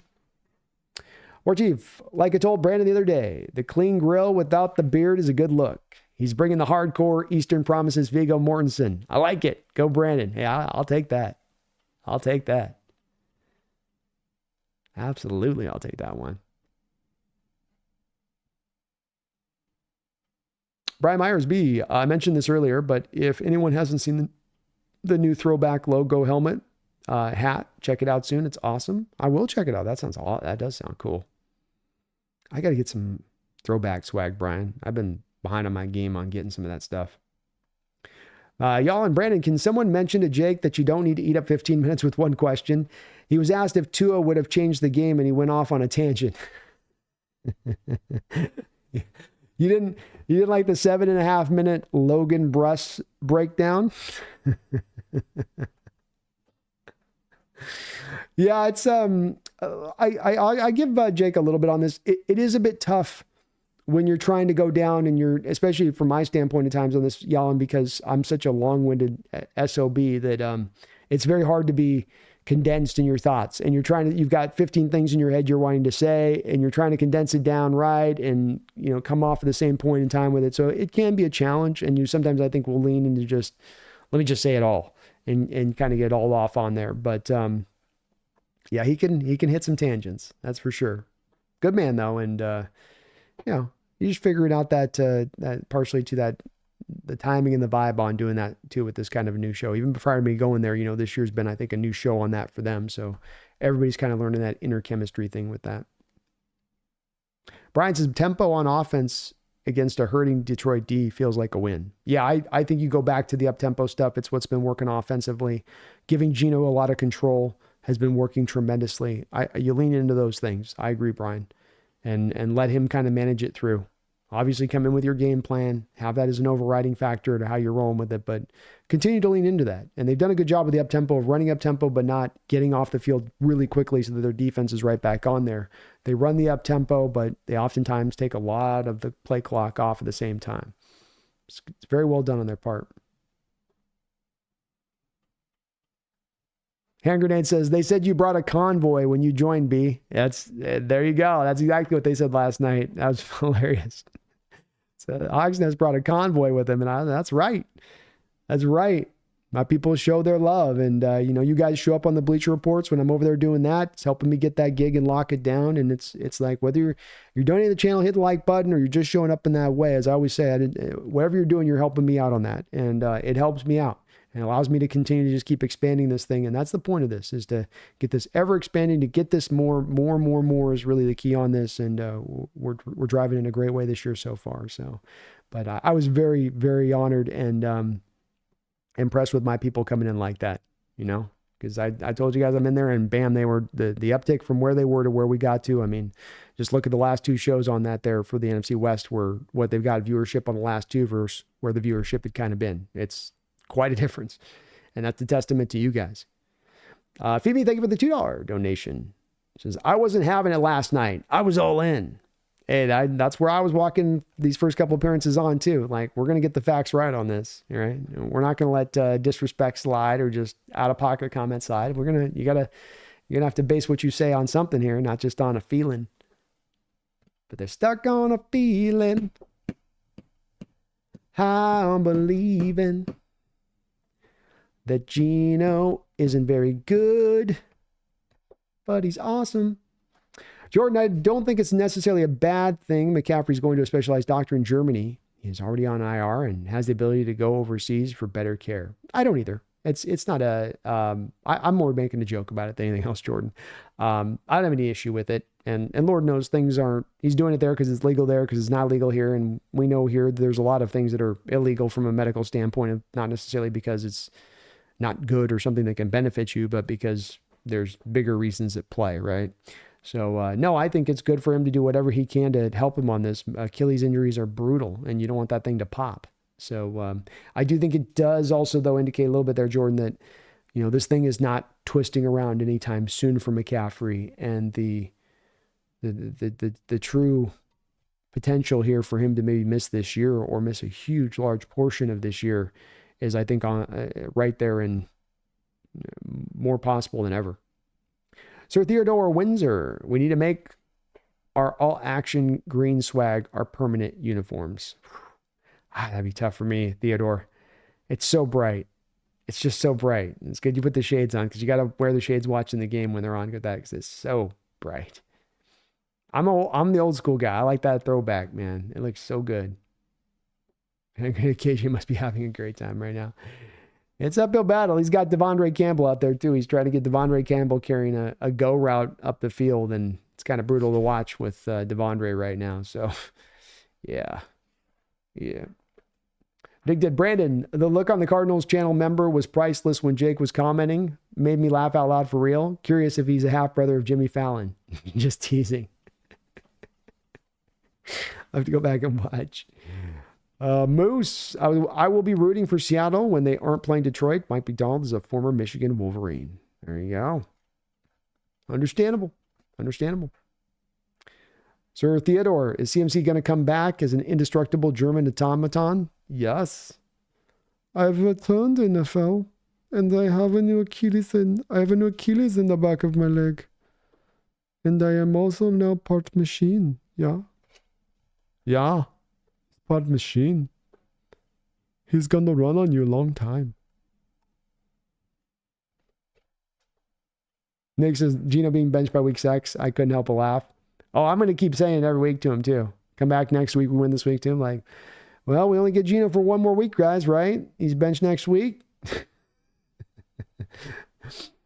Addison, you've created a great community here, Brandon. I've been watching Brendan since he very first started, and he got me introduced to your channel with your collabs. Both of you do an amazing job. Brendan does great work over there. It's good to see he's kicking butt this year too on his side of it, and we love what we do, man. I really am blessed in the position I've been in. I get to chase a dream and wake up in sort of a fairy tale land every day to be able to create content and talk football with you guys, and I've got, as you say, that great community with it. It ain't just coming in and clocking in. It's being able to come in here and have fun and chop it up and get to the depths of discussions you guys know I like to get to when it comes to the team and the league and what's going on. So it's a great thing that we've got built here. I'm really proud of it, and so unique. So much of the internet on these kind of things has got so much toxicity always associated with it in some way or another, just dripping off the chat or dripping off the nature of what guides the channels. And I don't think that that's any of that here. Brody says, Brandon, I for some reason feel like we're going to lose Lions because of the refs. Never undersell the refs, Brody. You know what I mean? Never undersell the refs. And in a game like this where it's dead even, where Vegas has got 3 points on the board as the odds, and 3 points being basically the home field advantage, so they've got this thing dead even. A ref call here, a ref call there, and this thing twists the other way. It's his Achilles, Brando. Didn't I say Achilles? Did I say something else? I meant Achilles. If I said ACL, I meant Achilles. Yeah. I might have misspoke. I'm 3 hours in. I'm 3 hours in on the show today, so definitely at the misspeaking time of thing. I don't speak well, like...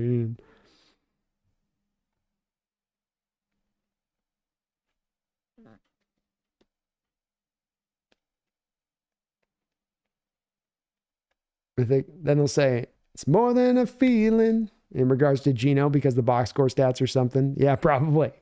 They'll cherry pick something. Well, the QBR in the third quarter was, Morty says, B, real talk on the round table. You got your comments on some, B, real talk on the round table. You got your comments on something.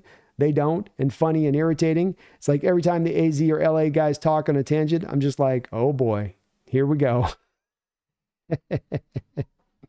Well, thank you for that, War Chief. I appreciate that.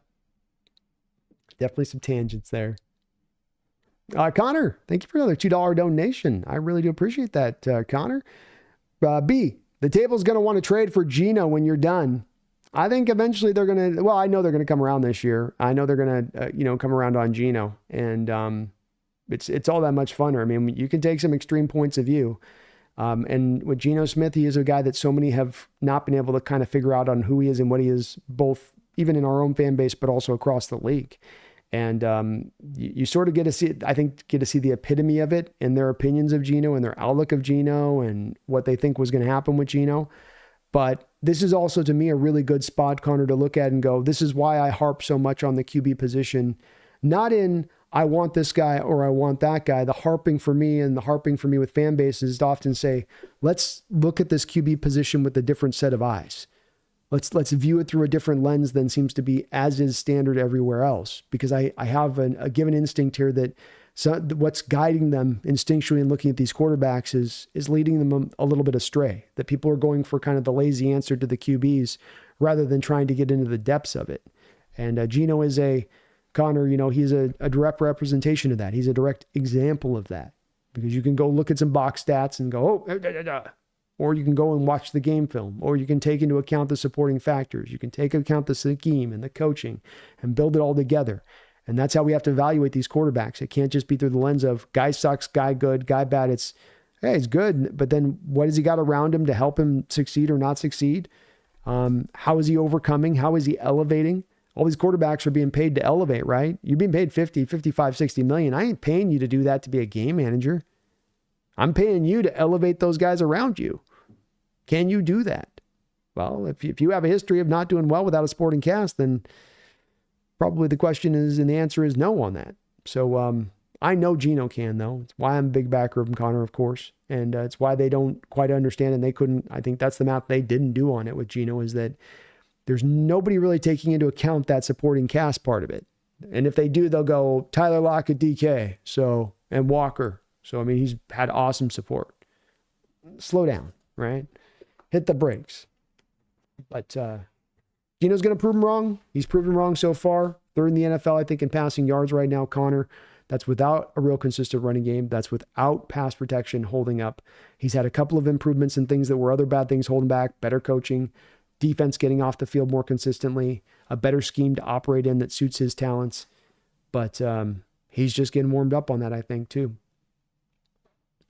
Thank you, though, man. Appreciate that donation. Addicted Brandon, any clues on what the salaries are for the starting O-lines for the other three teams? Guessing Gino is playing behind the lowest paid.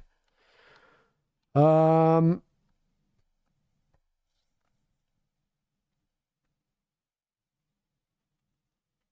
would say that the Niners and the Rams spend significantly more. The Rams spend the most. The Niners are number 2. A big part of the Niners spending comes from Trent Williams' contract. They're not spending on a lot of other guys on that line. The Cardinals aren't really spending on anybody on the offensive line big. They've drafted guys, though, very high. So those guys are a little bit more expensive from that front of it, I would say.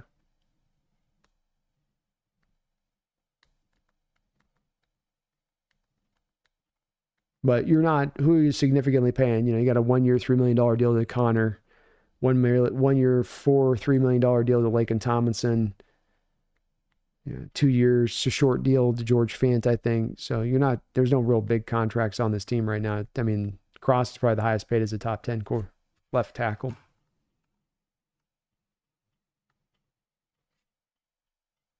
Sir Theodore, is Eugene Smith being a goodish quarterback these past years? One of the worst things for the direction of the franchise, being 500-ish, prevents us from getting a high draft pick for our next generation of quarterback. This is a bit to the discussion that I've often had on the channel here, Theodore, which is that, and what you have to understand with Geno Smith the past couple of years is that he hasn't merely been put in a position to have the quarterback position made hard for him, but that he's been put in a position where most other quarterbacks in that position would have had it made impossible for them. How many quarterbacks can you mention off the top of your head, Theodore, that in the last 5 years have been able to both overcome piss poor, league worst pass protection, an inadequate, inconsistent running game, a defense that lives on the football field and is also very leaky to the point where the offense at times in games feels like they have to score every single time? I don't think you'd find many quarterbacks that would be able to flourish in that environment, or, as to use your words, be goodish. I think you'd find a lot of failure in that environment.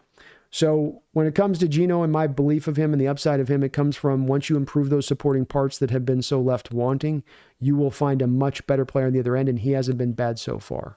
I think he can play at a top, as he's even showed so far this year at Theodore. I mean, just on some of those slight improvements, he's playing at a top 5 level right now versus the rest of the quarterbacks in the league. Granted, it's 3 games, but it is what it is. So, I'm not as much in on that. I have an outlook, though, Theodore, that's also a little different than most others do with the quarterback position. I don't think it's necessarily always looking for the prodigal Messiah type out there. I think there's other ways and means to do it. My point on this has always been, Theodore, that, you went to a Super Bowl, you won a Super Bowl 10 years ago, you got back the very next year you got back to a Super Bowl, and you didn't do so having a quarterback that was walking on water. You did so with the supporting cast and the great team that got you that Super Bowl.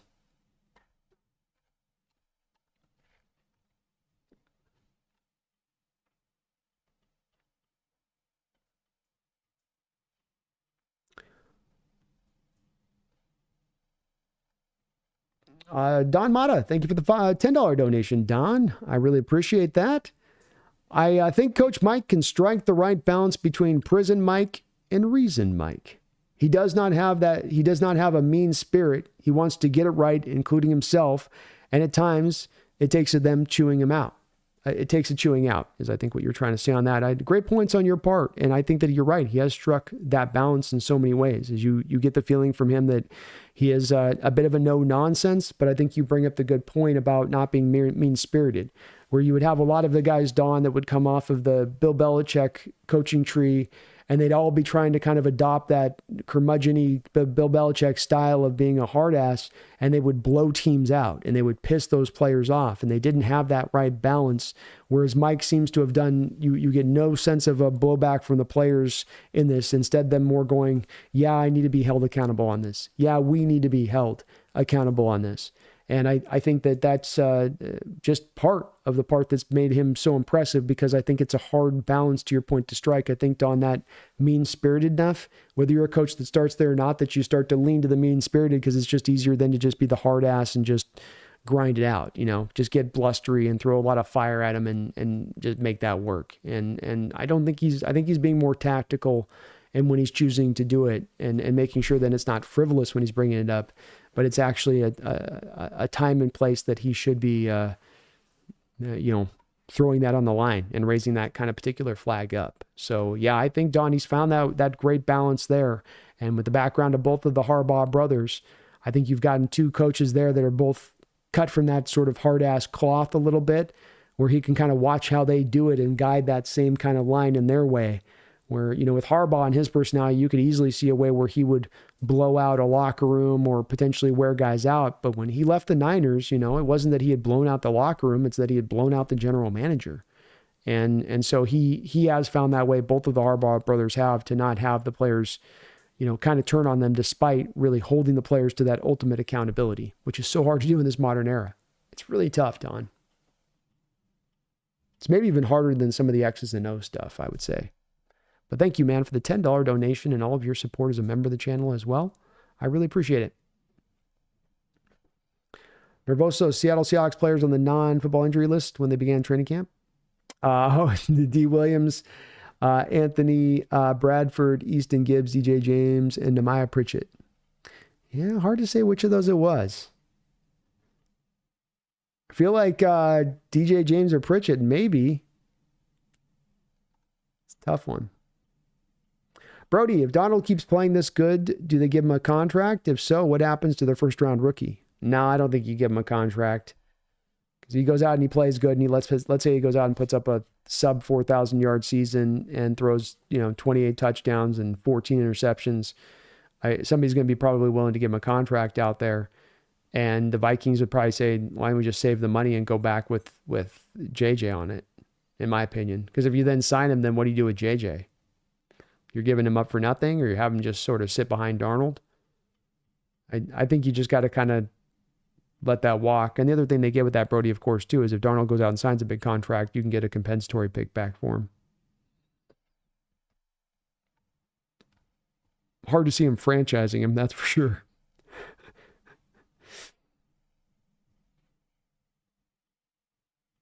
Am I a bad Seahawker for thinking the 49ers have great jerseys? I can't resist gold color scheme. Niners, Saints, Huskies. No, it's cool. It's a good jersey, man. There's a reason they haven't changed it much over their history. Bud says, I just wish Geno was only 30 so the Hawks could have him for another 5 to 8 more years. Me too, man.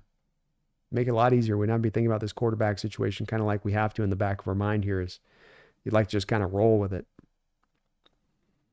Chad says, holy crap, Pumpkin's actually getting up. Seems to be considering getting down. Amazing. I know. Miracles never cease to happen. She actually moves.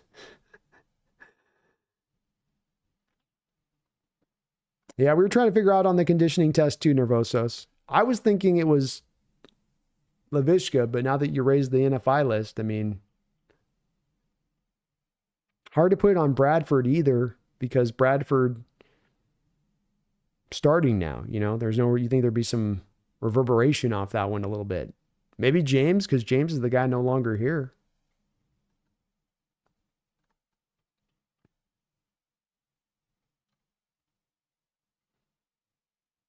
Piss poor pass protection I just got here. Sentai in the house. What's up, Sentai, Donnie? Kevin says, until I see actual options to replace him, his stats are proving we keep him. Sam Howell ain't in it so far. Yeah, I think that this keeps on track where it's going, Kevin. I think that you have Sam Howell on a cheap deal for the next 2 years as a backup. $1 million for a pretty good high-quality backup, you feel fine about that. But I think if Geno comes out and puts the year together that he's going to put together, I think that they come to a common understanding on a contract extension. And Seattle signs it, and they're happy to do so. And I think Gino's happy to remain at that point. Good vocabulary. Thank you, SMM. Appreciate it.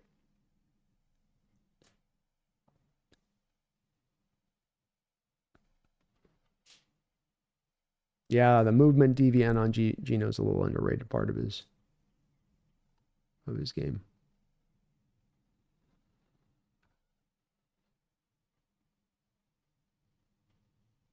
Y'all and Brandon, I heard a Ravens CC talk about when Mike McDonald first took over the Ravens defense. People said the exact same thing, that, oh, the quarterbacks are bad that they beat, but Mac puts quarterbacks in a blender.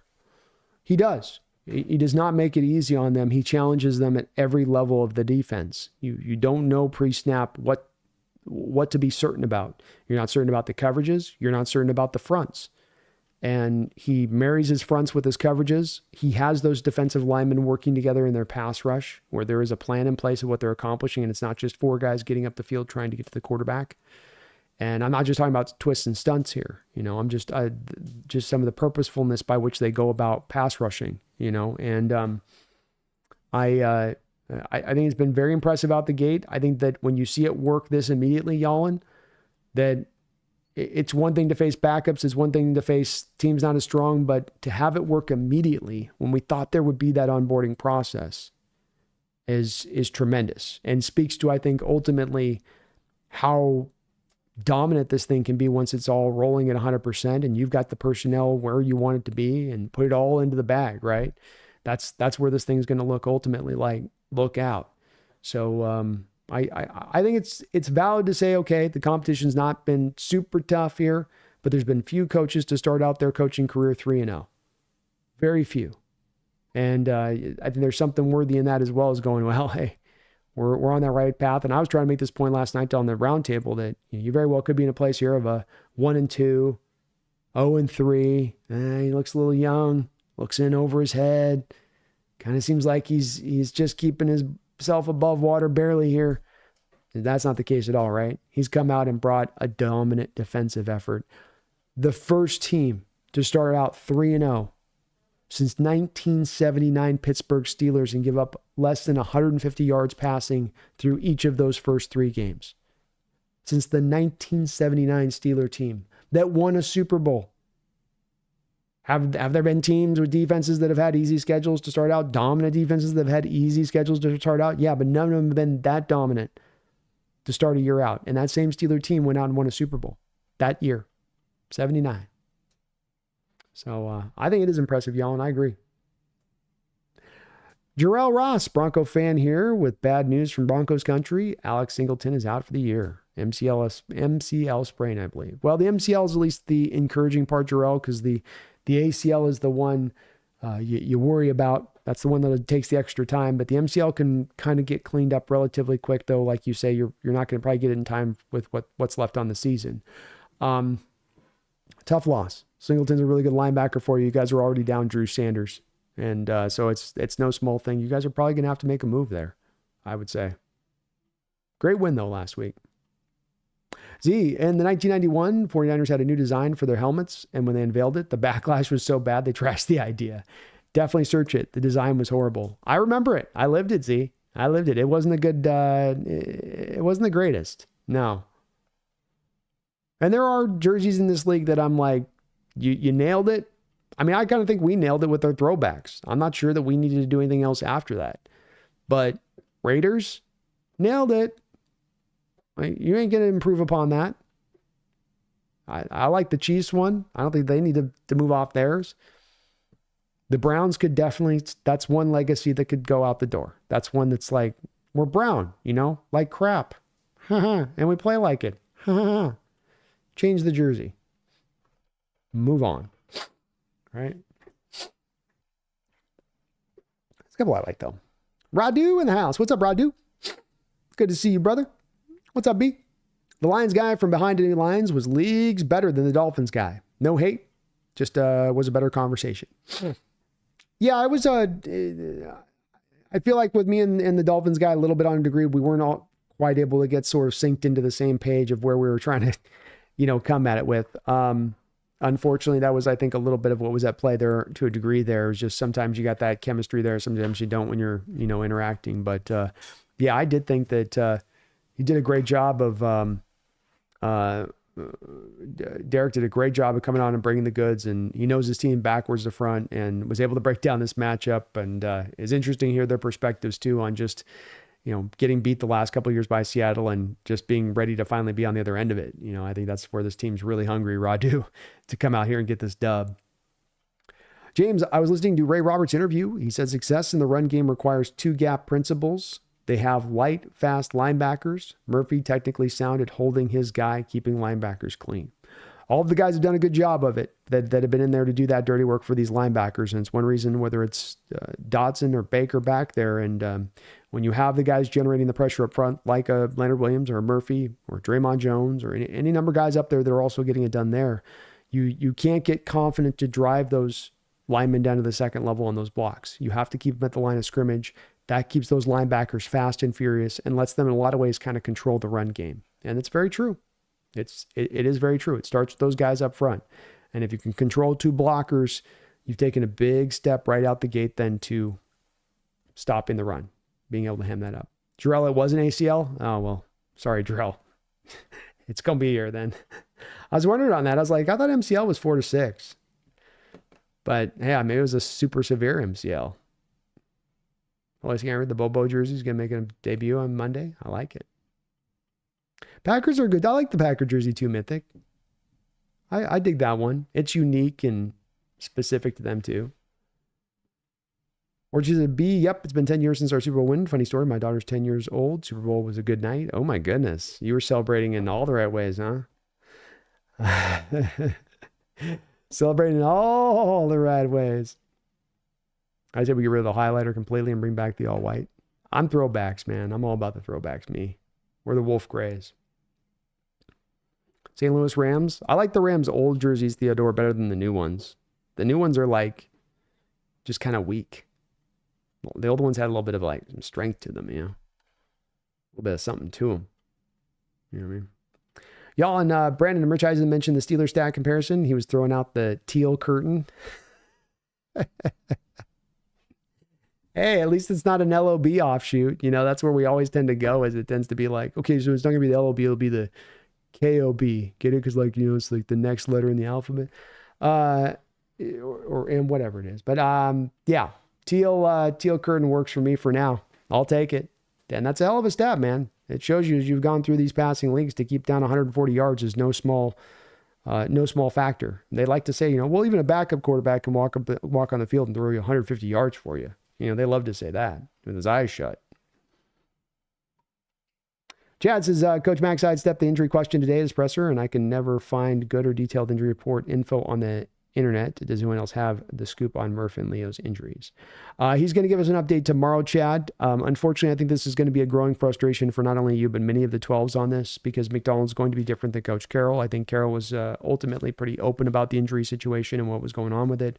I think McDonald looks at it as a means and ways to get an advantage. And so if I can keep my opponent in the dark, nothing to do with the fan base, but opponent in the dark, I will take that opportunity to do so and stretch it as long as I can. I would be very surprised if we see either Byron Murphy or Leonard Williams playing this week, in my opinion. Yeah, Mythic, the old Rams logo was fine. I think they ditched it because they moved to a different city, and they didn't like the optics of having your old uniform in a new city kind of thing. They're trying to get that. They're desperately trying to get the LA fan base to accept the team. I mean, you look at that stadium this past week, and it's nothing but a sea of red in that stadium when the 49ers come to town. They're still struggling to get that fan base, even with the Super Bowl win that they just recently got there. It's not quite clicking into place. Not quite. Even their silly uniforms weren't enough to kind of bring them along. So, you know what I mean? Well, we are a little past 3 hours. I do want to keep these shows on the Roundup a little bit tighter here on these Wednesdays if we can. I want to shout out the sponsor, Underdog Fantasy, for sponsoring the Hawks Nest. You can click the link below and get in on some great great picks this week. They got a freebie there for Patrick Mahomes, 0.5 yards. Start your parlay off with that. Use my code today and get a 2-for-1. You put $100 down, you get $50 back. You put $200 down, you get $100 back in. So a great 2-for-1 option right now with Underdog Fantasy going on here. You can get in still on some baseball playoffs, whatever you want to jump in on. They've got it there. But thank you to them. Please use my code today, Nest, or click that description link section below. And that will take you directly to Underdog site with my code.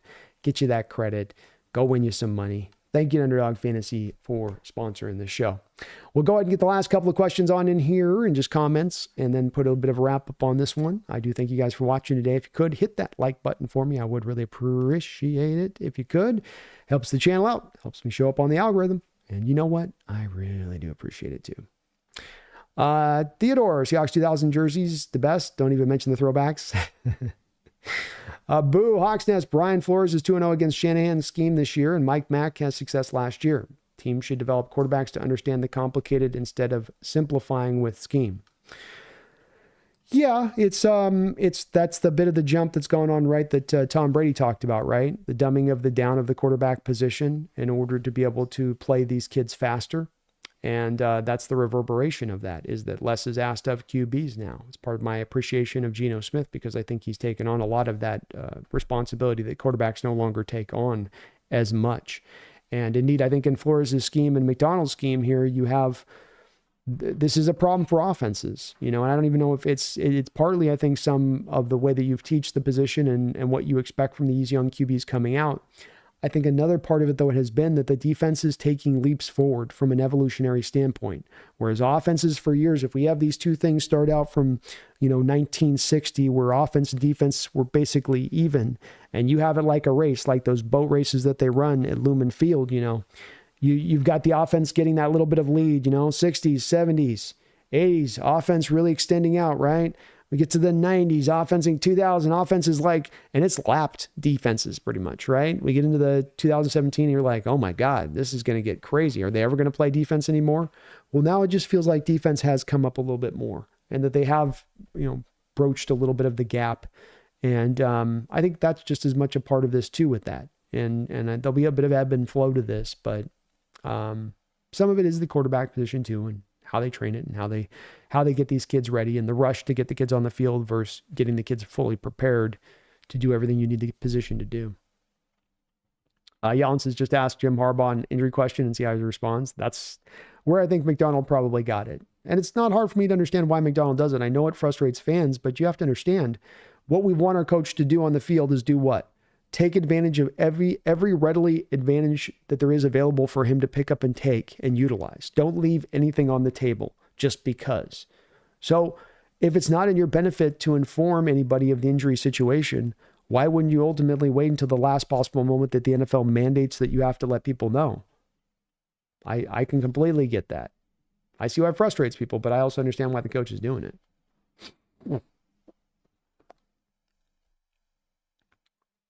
Maybe it's like we're trading Williams and Murphy for K9 and Nwosu. A little bit. Brody, my dog is pregnant. Anyone need puppies? Who needs puppies out there? It's going to be AB. Is Glasgow playing on Monday, or has he been ruled out? It's my understanding that Glasgow is going to be playing, and probably playing center for Ragnow's the guy you're wondering about, I think. Ragnow's still up in the air. If Ragnow can't play, then Glasgow moves into center from guard. But we're not sure. Ragnow's tough as hell. He's got a partially torn pec. I think that would be something you wouldn't want to play through, because you get to a fully torn pec really fast. But we'll see on that one. Theodore, is Holmgren going to get in the Hall of Fame this year?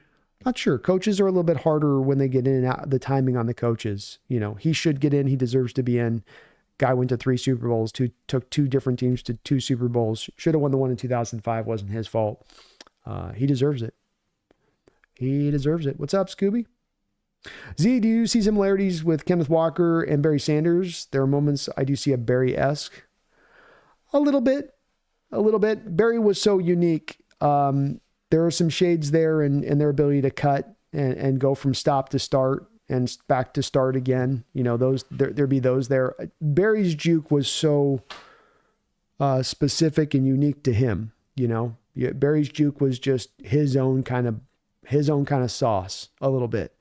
But the jump cut, that stop and start and the acceleration stuff, the ability to use that where you get the defender's feet to stop because you slow down, you pick your feet back up, and it's boom, boom, boom on that side of it. So good to see from that. I love that he's that way, and I do think he's one of the more dynamic backs in the NFL right now as it stands with that ability. So we need him back for this game especially. I feel a lot better about our chances winning if we got Walker back there versus Charbonnet right now.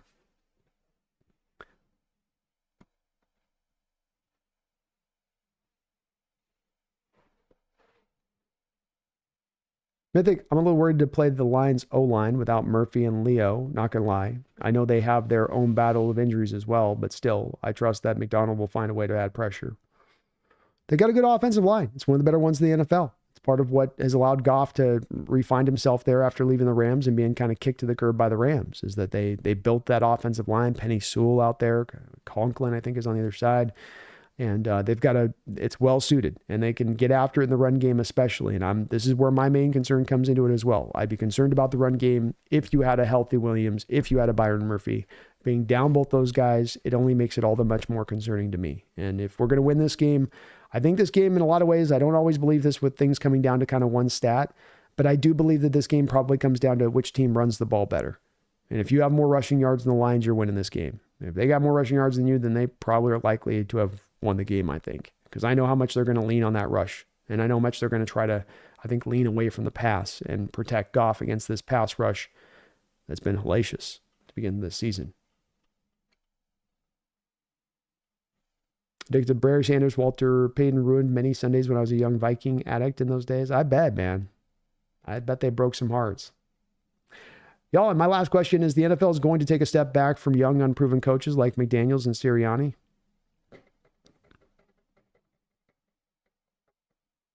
No, I don't think so, y'all. I mean, the youngest coach in the NFL is Mike McDonald, and he's having a successful start to his career right now here. I think there's been other ones that have had, success as well. Matt LaFleur. And I mean, even in the case of Sirianni, he's been to a Super Bowl. McDaniels has got the team at 11-6 the past 2 years in his first 2 years there coaching. This year will be a down year, but it's not like he's been a major failure either. So I think that there's been more success stories for teams leaning to the younger coaches than there is leaning away from it. That said, I do think Belichick probably ends up getting a job after this year.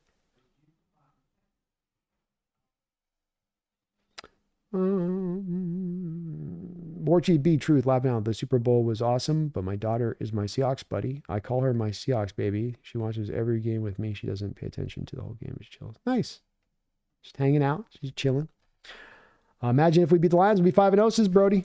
That would feel very nice. Addicted was me, or did the Dolphins head coach kind of look like jerk sometimes on sidelines and talking to his players? So glad we got McDonald. Yeah, he's got kind of a too cool for school vibe sometimes going on there a little bit. That I don't know if that always resonates in that way. I mean, it's unique to himself, that's for sure. But I'm not sure on that one either. Hawks are going all white. See. All white. I don't know who's playing on halftime. Addicted. Not sure on that side of it with it. So we'll just have to see. All right. Well, we'll wrap it up on that note, folks. We'll be back tomorrow with a members only show at 5:00, watching the first hour of the Thursday night football game. And then we got the B&B show at 8:00, previewing this Lions matchup. We'll see about what we're going to be doing on Sunday or not with the game on Monday night. But I thank you guys for watching today. If you could for me, hit that like button. I would really appreciate it. Helps me out. Helps me show up on the algorithm and all that good stuff. Thank you to all of you folks that donated the chat tonight. Very, very kind of you doing that. Thank you to everybody as well who showed up over on the NFC West Roundtable show that we did. As again, the feedback was just great over there. Your guys' turnout was great over there. Showing the love and support on that side of it. I really thank you for that. Want to keep that gig going, and looks like we will keep it going into the far future on that one. So thank you guys for all you guys have done here today on watching and the support on all that side of it. I really, really do appreciate it. Be back in less than 24 hours. But until that time, don't you forget, you got a 3-0 team. You got the real potential here of getting to 4 or 5-0 if you can go and steal this win on Monday night. If you can go back in Detroit 3 straight years and get yourself another win and 5-0. You talk about dreaming big. You talk about having your sights set high. So I shouldn't have to remind you with a team like this, on the precipice of this. but I'm going to do so anyway. Don't you ever forget. Go Hawks.